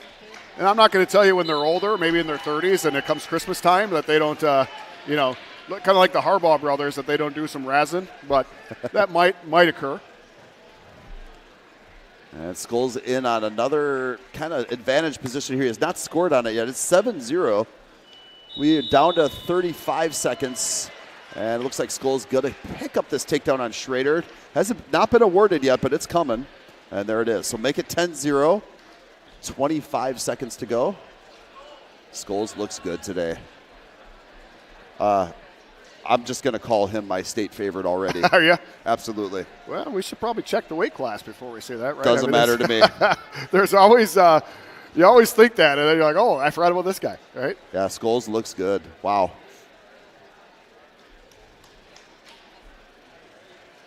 So we will Sick. finish this match up, and your champion at 150 pounds at the 2024 Battle on the Bay, Bryson Scholes from Kewaskum. Congratulations to him. And of the 3 finalists for Oshkosh West, their first one will come up short. But a great match wrestled by Edwin Schrader. Again, Scholes, your champion, 10-0 at 150 pounds. Kewaskum only 9 wrestlers here today, but definitely in that southeastern sectional in Division II. They're a clear-cut favorite to come out of there as the representative for Team State. Make that 2 years in a row. Probably the biggest challenger I would say would be Lomira. Whitewater, obviously down there as well. Obviously, I grew up in Fond du Lac. Kewaskum was just somebody we always saw. Just everywhere we went, we would see Kewaskum. Program has always been solid. Always solid. Always solid. A few strong individuals in Yes. there. I think this is the first time they've had a lot of team success. And one of the things is I talked to Coach. If you all follow them at all on social media and those platforms, they have open mats, and they'll have all kinds of kids there. And the real cool thing is it's from high school on down to little billers. And you see the high school kids, they're on the mat wrestling and working with those little guys and making them feel connected to the program, so they want to stay in it for the long haul. Well, those small communities, that's kind of what it's all about, right? Like, you get those small communities, people start believing in what you're accomplishing with a sport in a small community, and it's like wildfire. See your boy Alois on the top of the podium over there. I know we're going to be getting him on a little bit, right? Is that you got that set up? Chris got that set up, I think. Maybe, I don't know. I didn't talk to Alois, but hopefully we get him over here. Sorry, I didn't want to misspeak. I figure, he might have a lot of media that he's got to talk to and sign autographs. Alois having a great season already. He's fun. Just that smile. You see him as he was getting his medal, and somebody must have said something. He had a big, huge grin on his face. Yeah, I remember. 3-time finalist here. He's a junior this year. 3-time finalist as a junior at the Battle on the Bay. Finally gets his championship this year. So congratulations to Alois. We're going to head to 157 here in just a moment. We're going to see Eli Rabideau from Germantown. He's a senior at 9-0. He'll be wrestling Ethan Farley from Bayport, senior 9-1.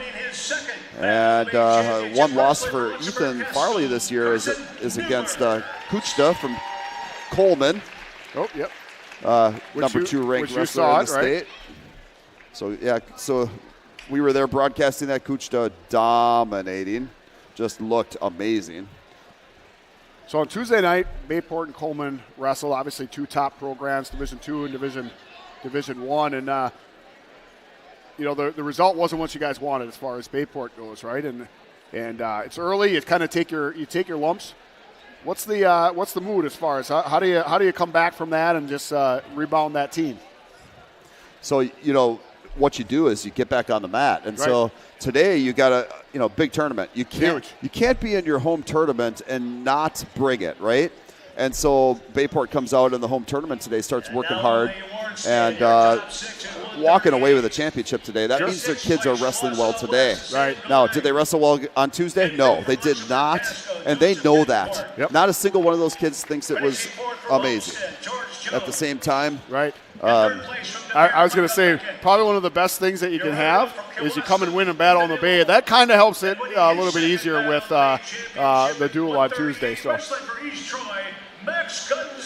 we're going to get Alois Schlump to join us here in just a moment. He's going to hop on our broadcast as we head into the 157-pound championship. We're going to have a Bayport wrestler here with Ethan Farley in the finals. Ethan wrestled up a couple weight classes last year for the Bayport Pirates. He's now down to a more natural weight of 157. And here we are getting ready to start this 157-pound finals shortly. But while we're waiting, we're going to have Alois Schlump, junior here from Bayport. He's a champion here today at 126.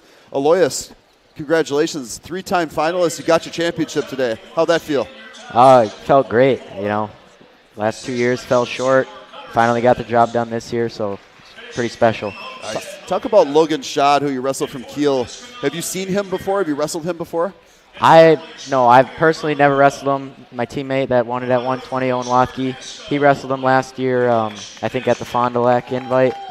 And I know they had a good match, so I knew going in that wasn't going to be easy. Got to stay Shot stay looked in impressive position. today as we were watching him, and we knew that obviously you didn't even have an easy semifinal and wrestling Owen Becker, a 2-time state place finisher for Germantown, dominated him 10-1. Great match there. So you must be feeling that confidence right now. Things are flowing for you. Just talk about how your season's feeling for you right now. Right now, feeling great. Had a good weekend. Last weekend was great too, individually and for the team. So really just feeling good and hopefully just going to keep continuing it throughout the whole year.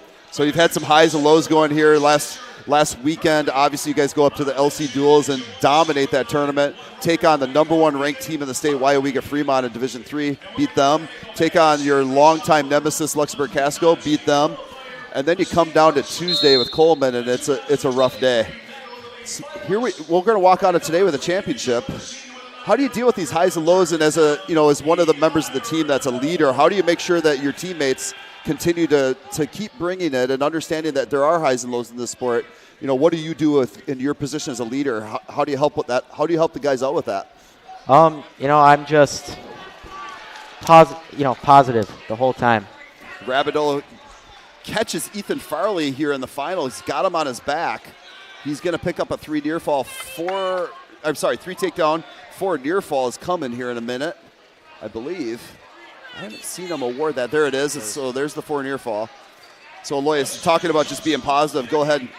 Yeah, I'm always with the, probably 138 and lower. So anytime I can, we're just trying to be positive. We had a tough loss on Tuesday, but we came in Wednesday ready to work, and I feel like everybody got better that day. So, it's the highs and lows of the sport. You're not always going to have the perfect days, right? And so it's those peaks and valleys we talk about. And I had a great coach in high school, Larry Marchand, would talk about peaks and valleys. One of the things I was saying on the broadcast on Tuesday is it doesn't hurt you to take a loss this time of year against a really great team in Coleman. What's the expectations as we head into January? I think for the team that we just need to have an expectation where, we're always willing to fight. I think on Tuesday we had some guys, come out and show out, and other guys not so much.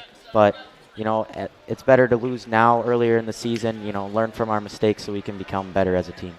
What's the goal for you, Aloysius, this year? What are you working towards? I want to win a state title this year. Aloysius, we'll be there watching you. And we're excited to have you as part of all the work that we do. Steve, got anything for us? I got to say, Eli's Rabideau is looking really good here. I mean, I know this is your guy, but he's looking like a stud. But, Aloysius, I got a question for you. I don't really know you that well. First time I met you was at the King of the North. Came up and talked, and all I noticed, and then I saw you at the Mizzou Northern Iowa match. You guys were down there, right? That was you? Yep.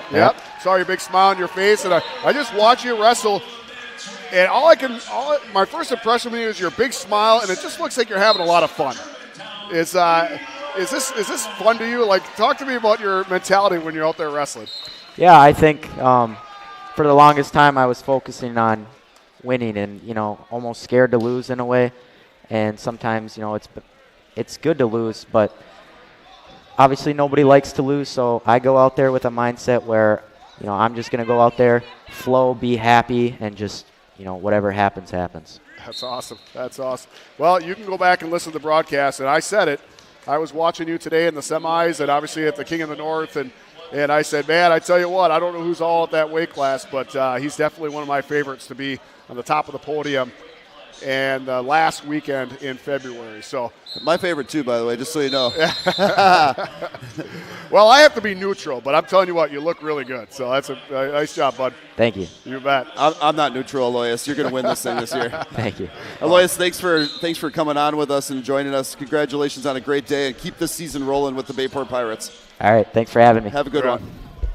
And so we just finished up that final 157 pounds. Rabideau from Germantown is going to get a tech fall over Ethan Farley in the first period alone. So you saw Rabideau just catching him over and over, takedown, and then onto his back, and takedown and onto his back, and impressive. Eli Rabideau looked good. Wow. Well, the question has been answered.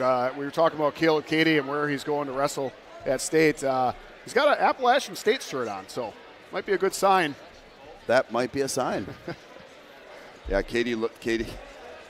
I don't know. I'm just gonna say it. Katie, I think, is the best wrestler in this tournament. But we'll watch him, and he'll come out here for Pewaukee in the next match. Well, Stephen Kilkopowski might have something to say for that. He is Stephen Kilkopowski from Denmark. Is a guy who we've got to know through social media. Teague and I like to make picks, and we post them. And there's a couple times where we didn't pick Stephen, and he let us know on social media, and he said, well, guess what? I'm going to win this tournament. And we hear that stuff, and we just kind of respond, oh, yeah, sorry about that or whatever. Well, both those times he went in and he won those tournaments. So we've become a Kilkopowski believer.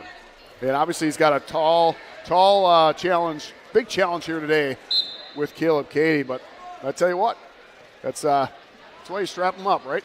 Yeah, well, that's it. Like, every single one of us is going to go out onto that mat, and we're going to do it, and we're going to see what happens. It doesn't mean that if you're the best wrestler in the tournament, doesn't mean you have the chance to not take a loss or take some kind of weird thing happen to you. My first college match, wrestled the returning national third place finisher. As a freshman, I go out wrestle this guy, caught him in a head throw and stuck him, and that's just pure luck. 9 out of 10 times that guy demolishes me. I caught him that day. So, you just never know what you're going to get, and you got to both be ready to go. I thought you were going to pull a miracle quote on us. 9 times out of 10, they beat us, but not tonight. Did you want me to get that accent in there too? Not tonight. Eh? Not tonight. I love it. Just go back to Eli Rabidou for a minute from Germantown. 3-time state place winner. He looked at tonight, like absolutely dominating Ethan Farley. Farley, good athlete. He's not been a state qualifier for Bayport. He's last year had to wrestle up a couple of weight classes just to have a spot on the team because there were just some guns where he wanted to be. And but he's always been that team player and willing to do it. Gets to wrestle in his more natural weight class this year, and makes the finals at the Battle on the Bay, and gets beat pretty badly, and that's okay because what it does gives you stuff to work on. That's right. And helps you understand what those things are that are deficits, because it isn't really about Battle on the Bay finals. It's about the sectional final. It's about the state tournament. It was great to hear, and that's what I've always liked about Matt Verbatim. He's a half-full kind of guy, and just hearing him being able to say, hey, that match only lasted, it was less than a minute, right? And he has some positives to take out of, like, hey, here's what we got to work on. Here's what we can do. And that's the mindset, right? So it's the exact same example, which I know the Bayport coaching staff will do. They'll take what's a negative and make it into a positive, right? Absolutely. No reason not to, because, at the end of the day, you're still a finalist in the Battle on the Bay. But at the same time, there are always things to work on. And by the way, that's one of the cool things that wrestling brings. I still have that mindset when I walk into work every day. Right. And I wrestled, I graduated from high school in 91 and from college in 96. I still have this mindset of there's still stuff to work on. I have not arrived. Get right? 1% better, right? And so it's just part of the sport of wrestling. And when you have to go do it by yourself and you have to go defeat that other person across from you who also wants to beat you up, it gives you that opportunity to just try to figure out how can I make myself better today. So. Always setting goals. And I've heard someone say, find a defeat in every victory and a victory in every defeat. As we wait for the 165-pound final, let's do a quick little shout-out to today's Battle on the Bay is being sponsored by Reds Excavating. Reds Excavating is located here in Howard and provides excavating services throughout northeast Wisconsin. For all your land clearing, basement digging, and lot grading needs, contact Reds Excavating. On behalf of the wrestling community, we'd like to thank Reds Excavating for their support and generosity. So thank you to Reds for just being that sponsor for this tournament. They're the key sponsor, and we have lots of sponsors out there that are part of this. We appreciate all of them and all of you being with us tonight as we continue to watch the finals here at the 19th annual Battle on the Bay tournament. And we'll head to 165 pounds with Caleb Cady from Pewaukee, Stephen Kilpikowski from Denmark, and Cady, a senior, Kilpikowski, a junior. And again, I'm throwing myself out there to say I believe Cady the best wrestler in this tournament. And Kilpikowski is going to say, hold on a second, I'm pretty dang good too. So let's see how this goes. Caleb Cady, third place at state last year. Lost in that semifinal 9-7 to Caleb Denis of Marshfield. Only loss on the day. on the weekend, took third place then, beated Eli Leonard at Mount Horeb Barneville. And Katie will get the takedown. That's 3 shots before he actually finishes it, but never stops until he's got that dominating position. So, chain wrestling. And what's cool about that chain wrestling is he's not doing it in slow motion. This is all at 1,000% speed. Super impressive wrestler. So Katie takes an early lead 3-0 with 1:20 to go in the first period. He's going to lock up this arm, looking for some cheap near fall. Winning the 5th place match by major decision, Mason Manel. Stephen Kilkopowski took 4th place last year, ended up losing at state to the same guy twice. Ended up wrestling Braylon Goebel of Darlington Blackhawk. Lost sudden victory and then decision 7-0. That's a tough part is when you got to wrestle those guys 2 times in the state tournament. You know, that's just that's a killer. Braylon but that's Goebel, part of the sport. Yeah, I got to cover a couple tournaments with Braylon Goebel from Darlington Blackhawk, and I've never seen an individual with more muscle per pound than that young man. He is a built individual. It's kind of neat when you see, these guys, 14, 15, 16, 17, 18 years old, and have committed themselves to this fitness level in the sport of wrestling like nobody else. It's super impressive. And so Katie does let Kilkopowski up here. 3-1 is the score. We've got 10 seconds to go in the first period. Ed Kurtz has been the Pewaukee coach. Well, I shouldn't say Pewaukee. We talked about it in the semis. He's just been coaching forever. Yeah, he turned the Milwaukee system program around way back in the day like nobody could ever have. And it was all relational. He just said, you know what, kids, I believe in you. Let's do this. And I don't remember which Milwaukee school it was. I really don't. But he took that Milwaukee school and they were dominating that whole part of the state. And then he had an opportunity to go out to Pewaukee, and he's been there ever since. He's been there for a long time. Yep. When I was coaching at Wauwatosa in the early 2000s, he had moved to Pewaukee already and had just done a great job out there. So nice blast double for Katie. Yeah, he's a very intense man, right? And it's sometimes people could maybe take it the wrong way, but I tell you what, you can't argue with the fact that his kids come out for him and his kids perform. And they do. And he has a kid like Katie every year in his program. So Katie, just again, like 1,000% on these shots. He takes that blast double, coming just at full speed. He's up 6-2. He's going to let Kilkopowski go here. Make it 6-3 with 1:11 to go in the second period. Well, here we are with the 3-point takedown. One takedown by Kilkopowski, and it's tied. And another shot, but not there. Katie will come back out and start over. Haven't seen Kilkopowski take a shot yet. Just hasn't found that opening. Denmark, a traditional, long-time powerhouse program in Northeast Wisconsin. They produce kids over and over again. They built a new facility a few years ago, and they have a beautiful wrestling room in Denmark. Oh, really? That's I love me a good wrestling room, I tell you. I tell you, there's nothing like Luxembourg Casco. I don't know if you've seen I've seen the videos of it. I haven't been in it yet, gorgeous. But I want to. 5 full mats. Beautiful. Just absolutely beautiful. Had Denmark's head coach, Tim Kapinos. Am I saying that right, Tim Kapinos?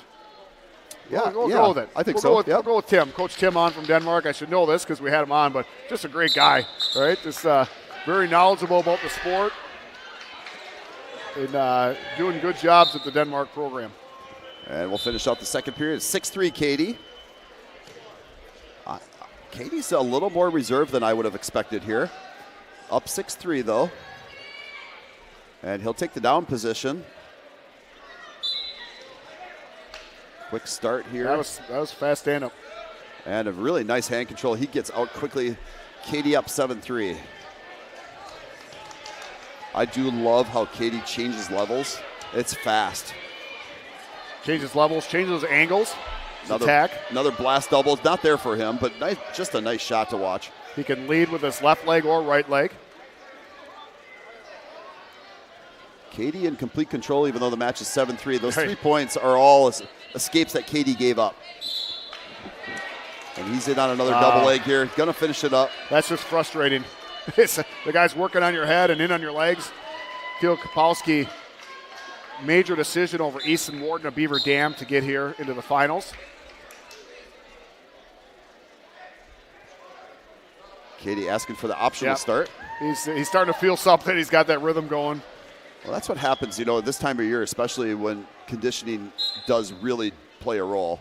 When you start feeling it and you got that conditioning going, in that third period, you can start to turn that level up a little bit. So Katie is turning that level up. He's taking those shots. Keel Kapowski is blocking. I haven't seen him take a shot this entire match. He's just not feeling comfortable. So 55 seconds to go in this match. Katie up 10-4. Well, wrestling those first two periods is a lot like playing chess. You kind of try to feel out the defense or the offense, and you got to break through those pawns. And once you break through those pawns, it's pretty much over. And obviously that's what he's doing here now. He's able to just working through that defense, and now he's just becoming a takedown machine in the third period. Is Caleb Katie. Well, I just love how he changes levels quickly, but then he's switching sides. Shoot this side, it's not there. Come back the other way, finish it. And it's got to be frustrating. Down to short time, 20 seconds to go. Katie, fourth place at the Cheesehead. Maybe one of the most impressive notches on the belt or the resume. And Keel Kapowski will get a stalling call at the end of this match, down 13-4. He's kind of had it and is going to let this thing finish up 13-4. Congratulations to Caleb Katie. He's the champion here at 165 pounds in the 2024 Battle on the Bay. I don't think head coach from Milwaukee, Head Kurtz, said a thing the whole match. Doesn't have to. He just kind of slowly stood up and started clapping after the match was over.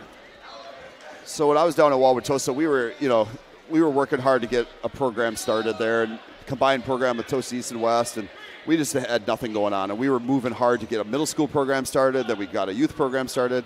And Coach Kurth had a middle school program going with his Milwaukee school program as well. And we used to battle with them. And Kurth would just scream his head off like you've never seen before, trying to get his kids motivated. And it worked. And it worked. And, eventually I think it takes a lot of effort to bring that through your high school season and then do it through your middle school season. And we were doing the same thing in Wauwatosa, but I've been watching Coach Kurth for years, and he's a great colleague, friend, and coach, and he just does a nice job. So super impressive to see Caleb Katie and his championship this year. Big 13-4 win in the finals. Well, I think you coach differently for different kids. Some kids need to be yelled at. Some kids you can't yell at, right? Absolutely. And it's like as a good coach realizes who to do. Some kids need a pat on the back, and other kids need to, it's part of that dance with coaching, knowing what to do and when to do it. And yeah, I was never a yeller as a coach. I really enjoyed just watching them wrestle, give them a little advice on a break out of bounds. So we go to 175 now. We have Rylan Schneider from Oshkosh West. He's an 11-1 senior. He's taking on Elijah Terrell from Slinger, an 11-0 senior. Pretty similar records from last year. Rylan Schneider was 47-10. Elijah Terrell 40-9. Both wrestlers are seniors. Schneider in on a shot, but as Terrell is fighting hard here, he's going to clear his leg. And look at Schneider come up, and I thought he was done. And he just pops back up, turns the corner, and he gets the takedown. He's up 3-0. It's unbelievable what these kids could do. Yeah, it's just that no-quit attitude. Just fight, fight, fight. Super impressive. Schneider, a blood round loser. Right? Sorry, I should say that. Got taken in the blood round. I'm sorry, check that. Elijah Terrell lost to Bennett Weidman from Wisconsin Rapids in the blood round, 8-4. Wins that one. He comes home with a medal, so that's how close Terrell was to getting a medal. State qualifier at 157 last year. Schneider from Oshkosh West, one of those kids you build a program around. As we talk to the coach from Oshkosh West, he talks about those type of kids who, dedicate their time to the team and to the sport. They have success, and then that breeds success. And all of a sudden, you've got more kids wanting to try and more kids wanting to get there. And Schneider, Schrader, both of those guys are the type of wrestlers that are helping make that happen at Oshkosh West. And Matt Quadra had him on, and he brought the shiny hat over, shiny cowboy hat, and obviously we see that over in the corner. If our cameras can get a close-up on that, but it's really kind of become a staple with the Oshkosh West program. Wow, just nice scramble there. Terrell gets in on a nice shot as he tries to turn the corner. I keep saying Schrader, but Schneider jumps over. Yeah, we know what you meant. And they go out of bounds. No points scored on that. So it is 3-1. And Schneider from Oshkosh West is up 3-1 as we go into the second period. Terrell has looked good. He's coming hard. Schneider, third place state medalist in Division I. I'm sorry, check that. Fifth place state medalist, I said third, at 157 pounds. Semifinal loss to Charlie Millard, 17-5. Yeah, the way Charlie Millard wrestled, nobody was beating him, so it didn't matter. And you see that 2-on-1. He had a motor. Crossbody tip here. He's going to get some near fall off of that. Referee is holding 3, not awarding that yet because it's still locked up. But Schneider will have 3 points coming his way eventually. Ref is indicating to the top wrestler, Oshkosh West wrestler, holding 3, just informing him that you've already earned 3 and that you still have the same hold. You still got that arm, so I'm not going to give you the points yet. Now it's awarded. There's an escape. So 3 near fall was awarded. Escape here comes for Terrell, and the match is 6-2. And Terrell in on a nice shot again, but out of bounds. They're going to go, and now they go out of bounds. Schneider just no quit. He might get a shot taken on him, and he's going to sprawl, but he is not quitting until that whistle blows. Super impressive. I like those slinger singlets. They kind of changed their look. They've had a little bit more of a gray style in the past. Slinger Owls. But I like that with the last name on there. I don't know if those are final singlets and then the Wisconsin map. Those are pretty slick. Yeah, Slinger. Oh, nice. State champions in football in division. Oh, he did award it, yes. 3? Division 3 this year? Division 2? Oh, it was okay. 2, yep. Division 2, good. Did you see that slick takedown? That was really nice. That was nice. Kept that foot in. Notre Dame, the Division 3 state champs, right? Last year, they'd been out of bounds. Not this year. So 9-2 Schneider. We got 20 seconds to go in the second period. And our assistant referee continues to kind of hang out in front of us. Just knows the right spot to sit, doesn't he? At least we're getting the best view. I can't complain. These guys do a great job. They are doing. I tell you what, here's the thing. As a referee, you know you did a good job when nobody knows that you're there. And these guys, I've yet to have a time where I'm like, oh, yeah, that was a interesting call. Schneider's choice in the third period. He takes neutral, up 9-2. Yeah, we truly, just honestly, some of the best refereeing in the state of Wisconsin comes to the Battle on the Bay. These are great referees, and they do an excellent job here. I've never heard people complain about the refs here at all, seriously. Terrell in on another shot. Schneider, again, of that no-quit attitude. He's going to keep scrambling. And Terrell's going to hang on to that leg just to make sure that he can't turn the corner. Nothing scored here yet. Stalemate position, and there he was. Yeah, the referee, don't remember this referee's name, but is a former state champion from Coleman. Oh, no kidding. Great guy. And we got blood time red. And we'll take a little blood break here as we continue on to this match. So we're 1:34 to go in the third period. It is 9-2 Schneider from Oshkosh West.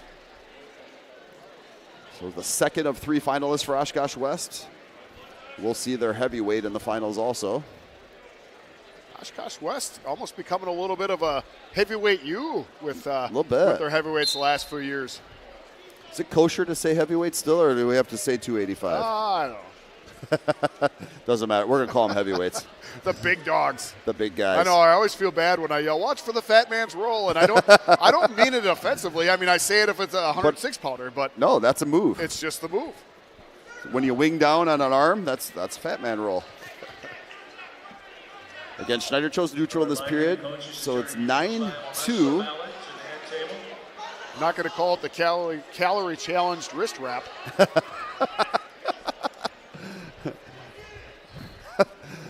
Marco, that's a good one, man. Oh, man. I have a good one once a year, and that was it, folks. Calorie challenge wrist wrap. I'm going to use that one again. Oh, man, I don't even remember it. And Terrell will give up the or get the takedown here, I mean, on Schneider. Schneider just kind of thought, I think he just decided, I'm just going to let him have it. It might be easier here. And then Terrell lets him right back up, so it's 10-5. Slinger coached, co-head coach Cody Tonser and Jeff Rollins. Yeah, I tell you what, Tonser, a long time name at Slinger. They've had a lot of Tonsers come through there. I've enjoyed the Slinger program over the years. That program I saw all the time when I was in Wauwatosa, and they do a nice job there. They really do. They produce a nice program and youth program, so on. Coached for a long time by Chris Graziano, retired a couple years ago. And we'll get a final here with Ryland Schneider from Oshkosh West is your champion at 175 pounds. He'll win this match 10-5 over Elijah Terrell from Slinger. And congratulations to Ryland Schneider, your champion today. Somebody's got a door open or something like that around here, Ryan. It is cold in this building today. You're kind of a big dog around here. Why don't you talk to somebody about turning on the heat? Yeah, when it comes to heat, I have no power in this district. Sure. You got to know somebody. Well, I know people. That doesn't mean that I'm going to get my way, that's for sure. I don't know how to tell you this, but I'm kind of a big deal. People know me. Can you name that movie?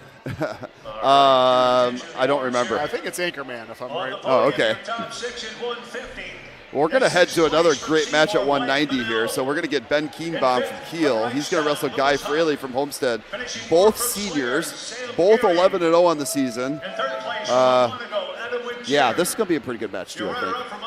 190 pounds, the big fellas. You know, it's Teague and I talk a lot about the big fellas. I think when you and I were in high school, it was a little bit more of as the weights got bigger and bigger, especially heavyweight.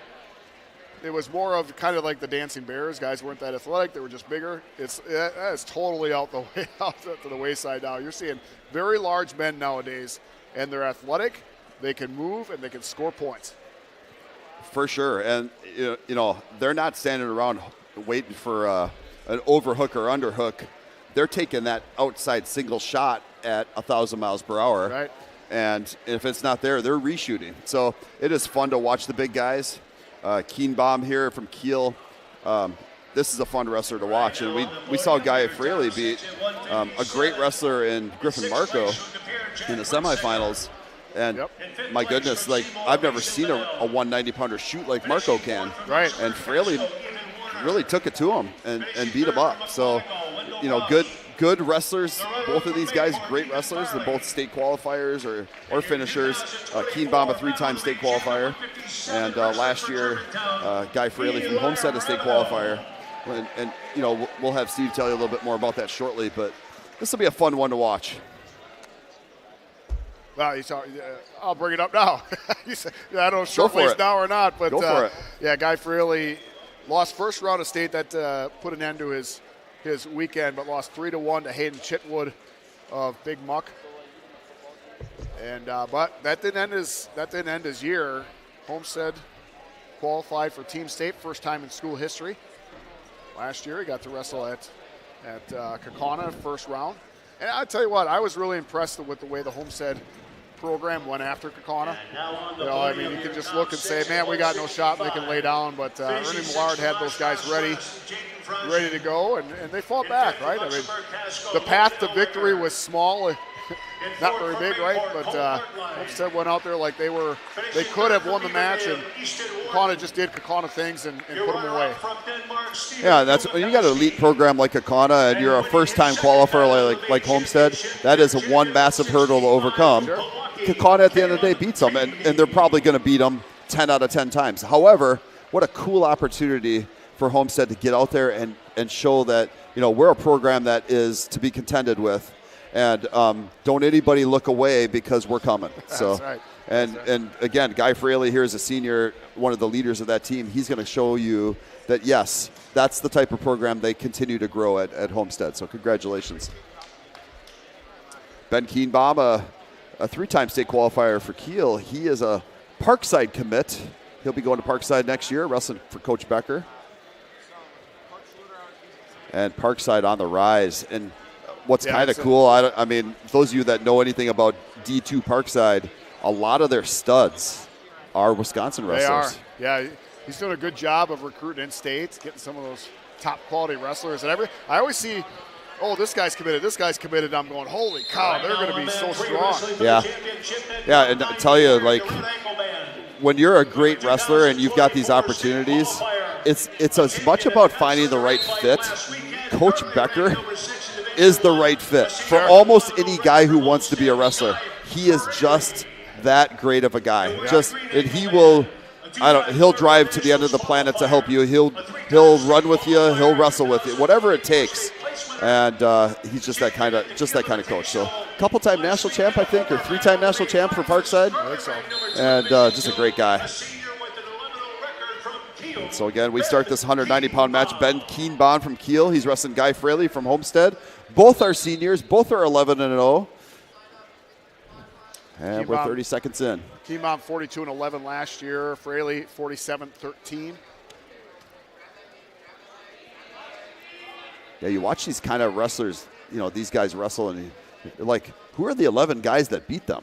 Right, yeah.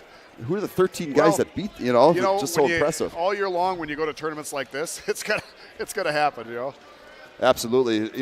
Neat thing is these guys, their coaches are not wrestling week schedules. Sure. They're getting their kids out against some of the best wrestlers in the state every weekend so that they're ready for that state tournament run. I believe I know Homestead does. They went for the first time last year, but I believe Kiel does as well. They both go to Bi-State, and I tell you what, you lose once at Bi-State, then you just got to keep on wrestling forever. Yeah, it's a long haul there.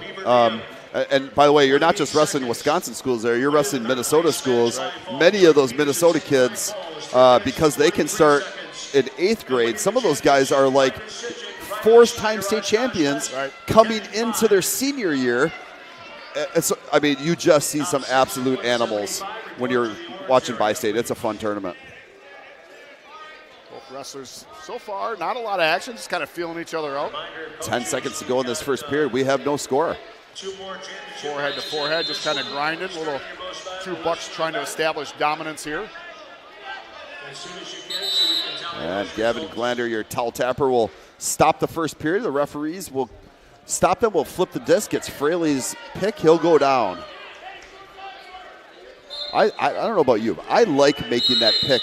You get the disc in that second period. Yeah. Make your pick. Oh, yeah, be confident. Don't defer. Yep, absolutely. Don't defer. Let's just wrestle. Right. Tell them what you want. Fraley chooses down right away. Gets out. He gets the escape quickly. He's up 1-0 now. Well, Keenbaum showed that in the semifinals. Really in the first and second period, didn't want much to do with riding. Pretty much let his opponent get up to his feet. Says, hey, let's just do some takedowns here. But did show in the third period in the semifinals that he could ride. Well, like any stud wrestler, they wear you out. And in the third period, you just don't have that gas anymore. And he's been beating on you for 2 full periods, and all of a sudden he starts to pull away. So 1-0 Fraley. The advantage Keenbaum has in this tie is they both have the tie on the head, but Keenbaum's got the inside tie. Fraley's kind of reaching over that arm, so Keenbaum's getting a little bit more leverage on that head. The referee calls Keenbaum for stalling. He could have called him for fleeing even, because Fraley kind of turned the corner and had an advantage position. Keenbaum kind of ran to the out of bounds. Did not make the fleeing call, which would have been a point for Fraley, and instead called stalling. I like that from the referee, by the way. Let these guys figure it out for themselves. Sure. Yeah, don't try to be the difference maker in the match. It's just a great final so far as Keenbaum takes an outside single. Fraley's going to whizzer hard down on that. And if you're Keenbaum, you keep patient here. There's no reason to rush. Oh, he's nice going to dump hard, and he's going to catch Fraley on the way down. Gets the takedown. Yep. No near fall called. That's a tough call for the ref, right? I mean, you gotta try to call near fall, and it counted in there. And I think he did the right call. He went out afterwards and said, "Nope, that was three-point takedown." Homestead coaches asked for clarification on this situation. So Keenbaum with a quick takedown. He gets 3 points for the takedown. And here's the call on that. I know coaches are going to like it, but if the ref has to get down and start looking for near fall, whether you call takedown or not, it's a takedown. coaches are not allowed to question the referees on any call, but they can question the way it was called. What did you call? Was there control? Yep, what did you see? But they can't say that was a terrible call or why did you call that? That would be unsportsmanlike. So it is 3-2 Keenbaum from Kiel. That's your wrestler in the purple. And this has been a good one. As we finish up the second period, it's 3-2 Keenbaum. Fairly out. Fairly looks like he squats, puts a couple cars on the squat rack and on the bar and just squats them. Yeah, and I don't think they're. I don't think those are Hyundais that he's squatting. No. I think they're more like Fords or GMs. I'll tell you what, Keenbaum does a great job with that dump. Gets that single leg and just boop. Well, dump. Okay, so Love here. He gets the. Here's what I love. He gets the choice. He chooses neutral. As soon as the referee blows a whistle, he takes an outside single shot and finishes. So he's now up 6-3. Oh, nice little slide by. Yeah, Fraley trying to work that head, gets Keenbaum moving, but out of bounds they go. So 6-3. Slide by is really a move that's evolved in the sport since after I got out of competition. Oh, a ton, yes. Yeah, never really even had it or knew much about it. Maybe more of a duck under, I think. Yeah, we were working had. duck unders. There was no slide by. I agree. But it's slick. It is. It's a nice little misdirection move. And then if you can't hit the slide by itself, you've got to change levels to a double. That opens up in a hurry. Keenbaum in on an outside single again. He's going to get the takedown on Fraley. Starting to open it up now.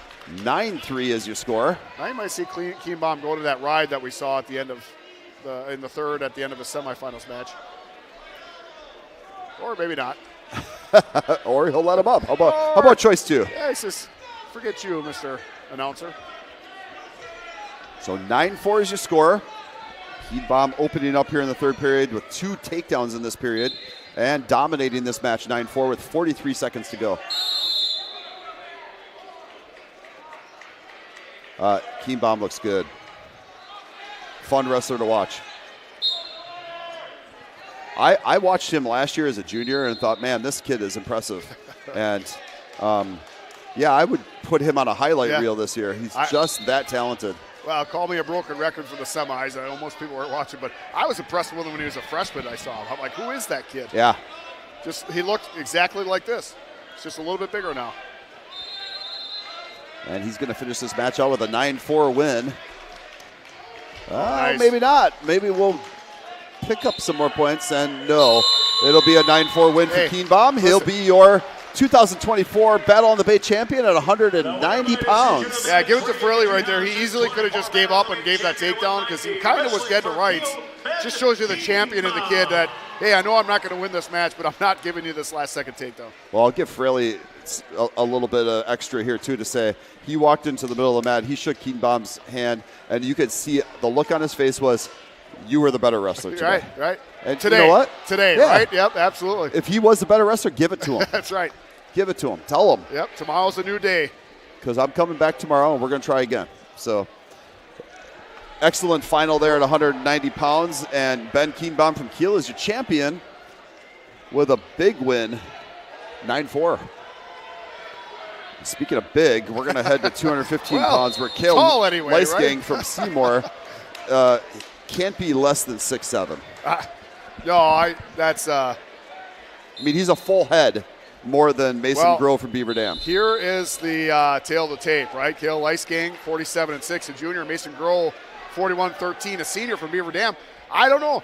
Mason Grove, I think, is going to pose a challenge to Kale Leisgang. Kale Leisgang, a very good wrestler, but Grove's style and his stature, I think, is going to be a let's see. It's going to be a contrast of styles. We'll just say that. I got to watch Leisgang wrestle last year at the sectional tournament. He did not make it to state, and he was right there. And I can't remember who he wrestled, but close match to just nearly. I'm sorry, I missed that. Who did you say? Leisgang.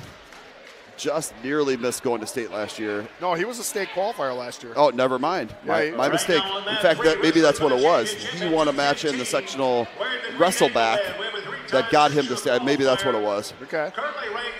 My mistake. Well, he took fifth last year. Let me check out the sectionals, kind of figure out. Oh, yeah, he was third place third place at the O'Connell Falls Sectional. Lost to Connor Thomas for third. Oh, that was that stacked weight class with Chase Mathias, Connor Thomas of Peshtigo, who was in the state finals his junior year, was Thomas. Then Leisgang. You know, it's so interesting when you have a 215-pound wrestler that's this tall. You would think, oh, man, easy kid to take shots on. Sure. Easy kid to get in on the legs. He is not easy to get anything on. Nothing. Nothing easy about him. Well, he uses those long arms for his advantage. And he is a cradle wrestler, which is exactly what he should do at 215 pounds, being that long. And so these two will continue to fill each other out with 1:15 to go in the first period. Leisgang working that Russian tie. Winning the third place match by decision. And the referee will call Leisgang for stalling because he's just not making any progress with it. Sure. Yeah, it's one of those. I was just talking about that with a guy last week. It's you get that Russian and you drive into it. Are you which one's stalling, right?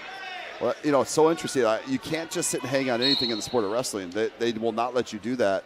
And he's got this really nice control on a Russian tie. Got to go somewhere with it. So. Sure.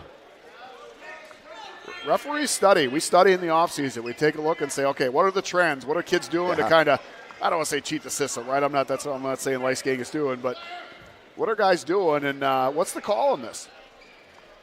Because I've watched a few wrestlers, one of them being a state champion, and he used that exact same move, and he would just drive kids out, and he'd keep getting stalling calls, and he basically won a state tournament like that. Not going to name the school or the division. No points being scored here this first period. With 5 seconds to go, they continue to feel each other out. And no points scored. We'll go 0-0 as we finish out that first period. And the referee will flip the disc. Choice will go to Grow from Beaver Dam. No points, but Leisgang has been warned for stalling. Grow defers. Leisgang goes down. There's that call we were just talking about. Last match we saw, the guy got choice. He took down right away. In this case, Grow did defer. Leisgang chose down. 0-0 match, you got to choose down. It's that simple. Right. But if you're Grow and you got choice, do you take down? Yeah, interesting because if you've studied this kid at all, you know that he's going to work cradles. Sure. He's got a long body. He's got the ability to reach to get him. Tough place to be. So. And Tim Winker at Beaver Dam knows this. And look how he's jacking this leg way up, and it's not even Leisgang isn't off balance at all. Could have been warned for stalling there. I think if he does that again, does Grow, I think he'll get warned. Ref, you could say that he had the leg up in the air and he was just driving him off the mat.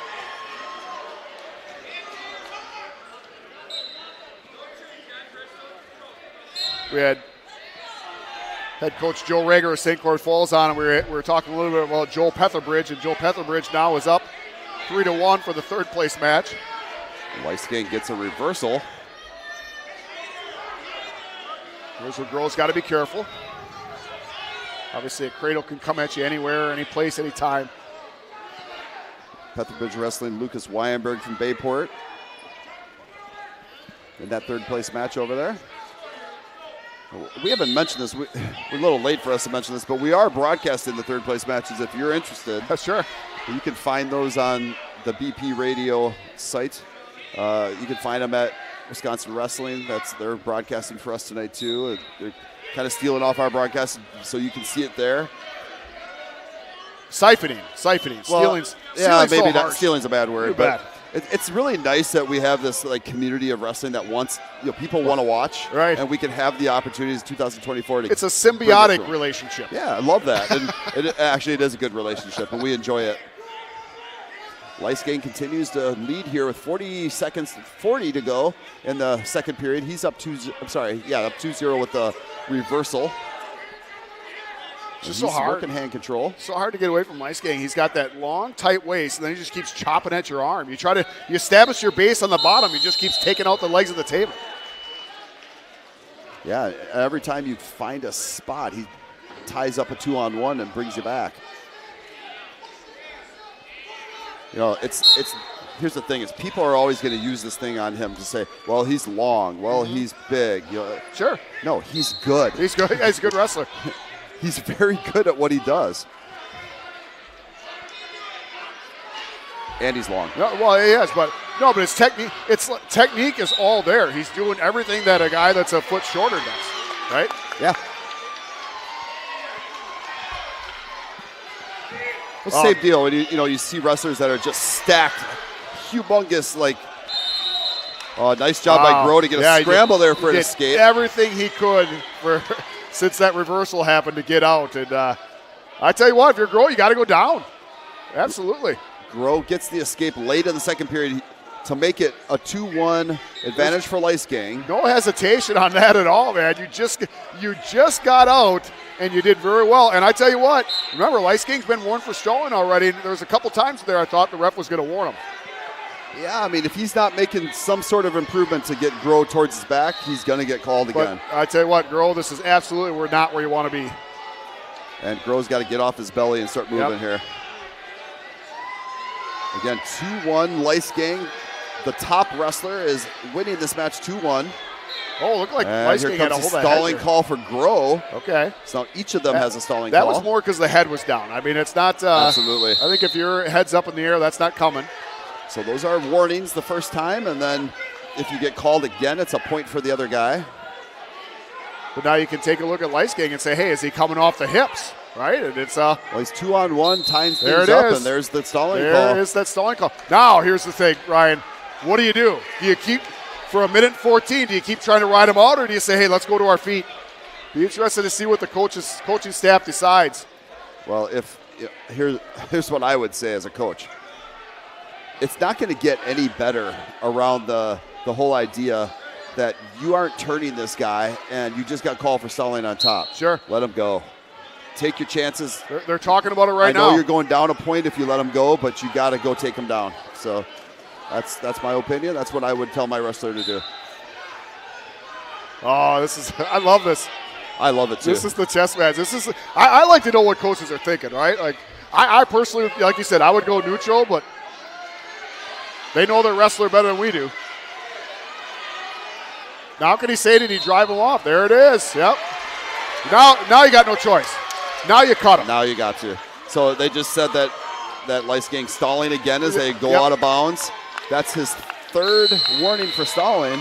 I think it was more of he drove him out, right? I mean. Could be. Yep, there you go. And then that's a point for Groh. He goes up 3-2.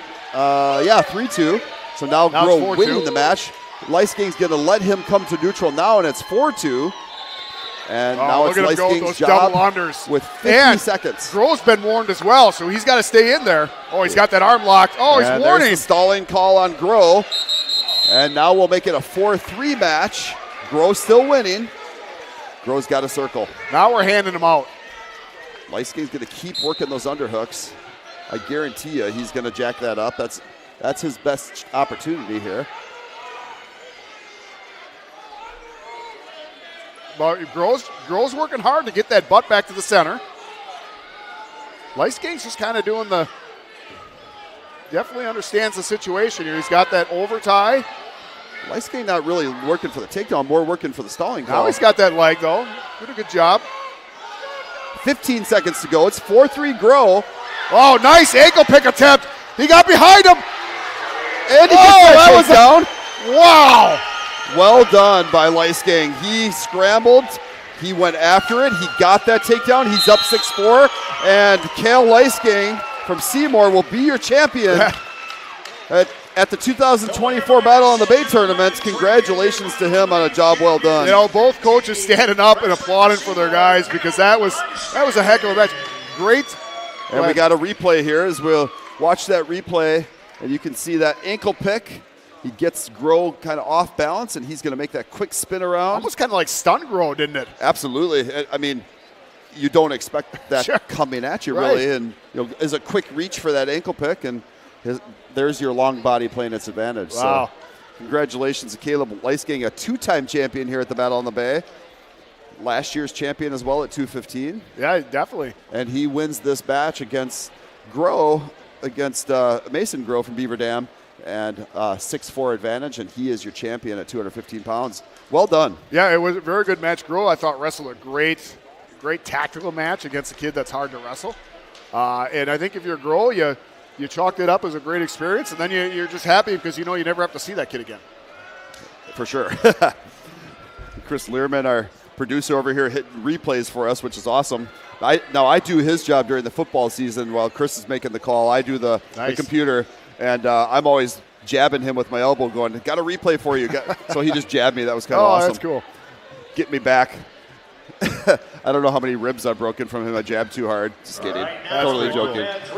All right, we'll go to 285. So we'll have Nelson Fournier from Oshkosh West. He's a 9-3 senior, taking on William McCorson from Wausau West, a 10-0 senior. Folks, this is our last match of the day. Ryan, I've had a lot of fun being here with you. I love this tournament. And these two will come out in battle, and we will see a cool and fun heavyweight match here between Oshkosh West and Wausau West. Looks like we got some blood already here.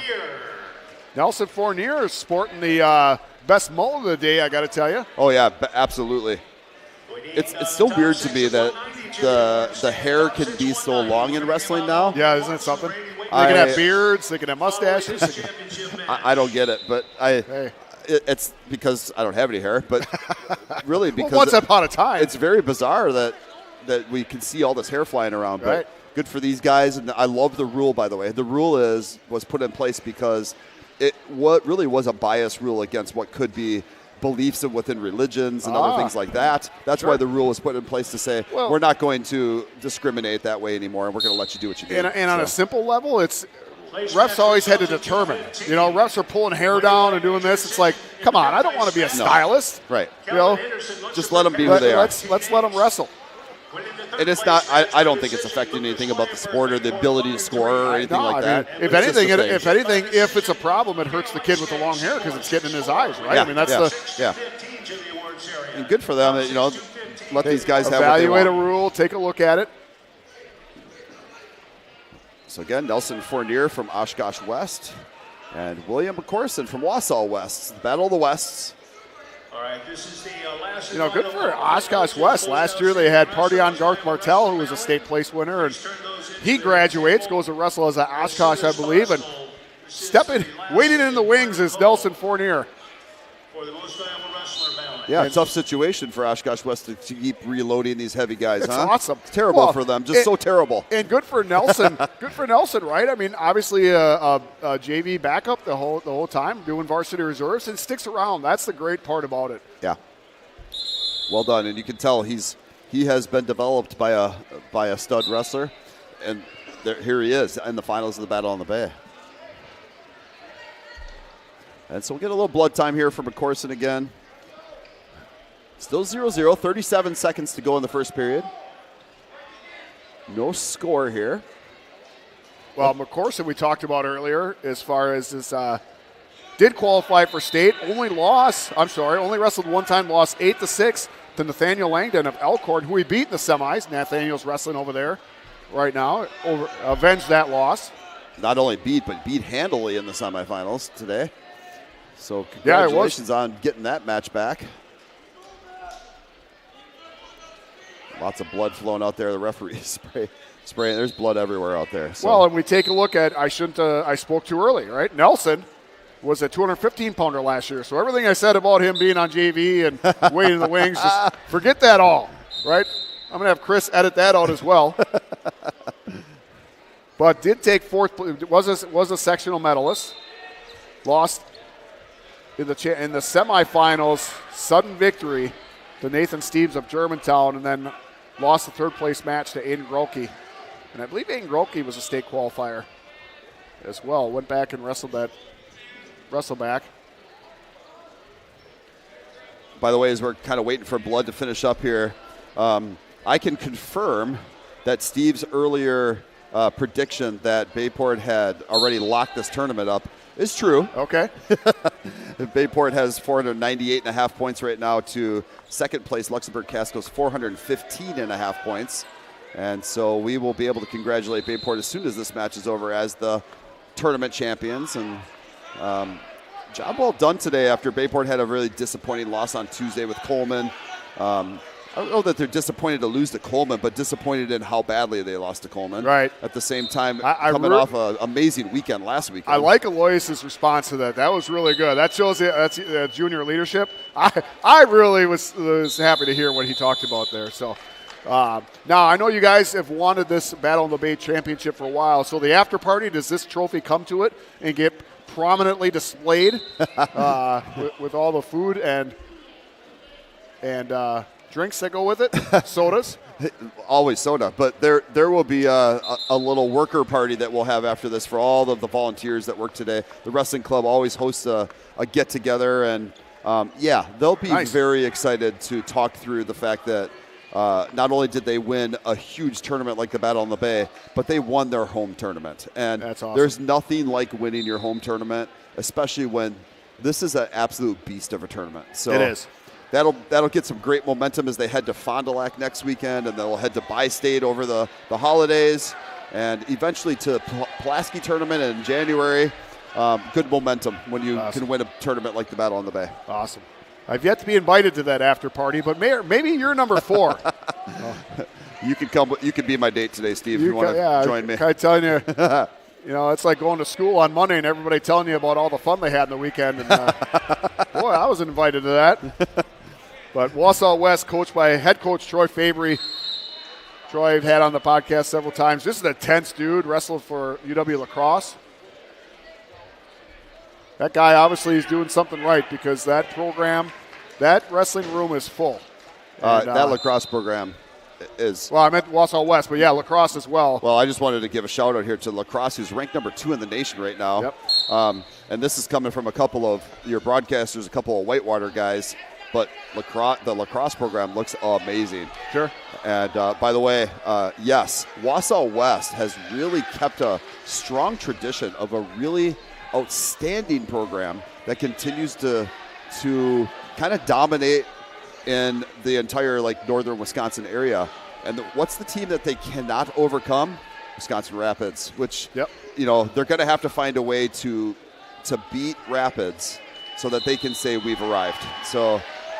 Well, they did it in the late 2000s, early. Yeah. So way back when there was a time where they were multiple time either state champions or runner-ups. Sure. But the team they've taken a little tougher route over the past several years. But Rapids continues to beat them. But they just a super impressive program at Wausau West. Third place match, Logan Bachman of St. Croix Falls. Very cool, interesting story. Didn't come out for wrestling until a couple of years ago. Third place medalist last year, Division II at heavyweight. Barely survived the preliminary round. Get this, Ryan. First tournament win, first tournament he ever won in his life last weekend. That's incredible. And has a third place state medal. That's incredible. It is incredible. And we're down to 40 seconds in the second period, with Fournier being up 1-0 on just an escape point.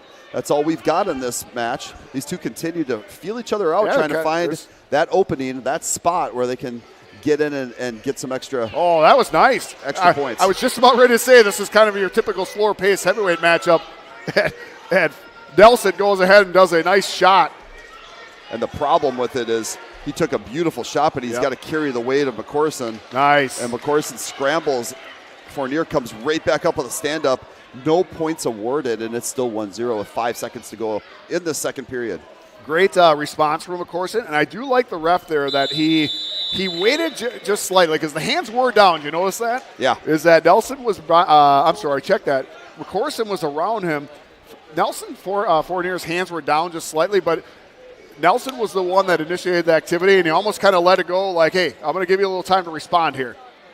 Looks like the referees found a little blood on the mat, so we'll take a second here to clean that up. No blood time being asked for here. We're just going to get a cleanup on Fournier. Don't see a lot of blood time with the heavyweights too often. No, not very often, a lot of weight honestly. cutting happening.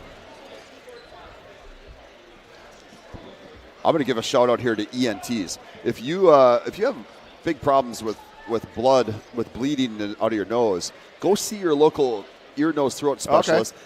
Get that cauterized. It really is not a big deal to get it cauterized. My son did this after bleeding for years, and honestly never got another bloody nose. So, and all they do is they go in with this little a little stick that has some medicine on the end of it, and they burn off the capillaries in your nose. Wow. And then you just don't bleed anymore, and it's such a great opportunity. So anyway. Anytime I hear the word burning and up my nose, I'm really not a fan of it.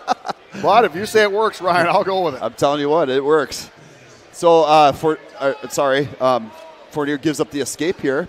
And so we're a 1-1 match with 1:25 to go in the third period. These two just battling. Yeah. Corson's doing the right thing. He's got Fournier on the edge. Oh, that was not. Oh, tried to keep the leg in. They went out of bounds. Wouldn't have got it anyway. The right leg was free. So interesting. Where he got that advantage position, though, was working off the underhook. So he jacked up the underhook, went to the leg. And so if I'm him, I'm going back to this underhook position. Kept that head in. I'm talking about Corson here. Yep. Refs did a good job coming together, talking about it. That's why you have an AR. I really like that, by the way. There doesn't need to be this parity on the refereeing side of wrestling. When you've got an assistant referee, ask the question. That's right. Yeah. And be willing to listen to what he says if you're going to ask. Exactly. That's I think it takes you got to be humble to successfully use an AR. An AR, by that I mean assistant ref. And both of these referees are veteran referees. Been serving this tournament for many years. Trust both of their expertise in everything they do. Check your ego at the door, right? Assistant referee was the Coleman ref when we wrestled them the other night. Excellent. Okay. Excellent job. Oh, nice drive. Oh, into the table. And we're going to get a little table knock here, so we'll put things back in place with 18 seconds to go. Of course, no points there. Troy Fabry doing the Dan Gable stalling call. I love it.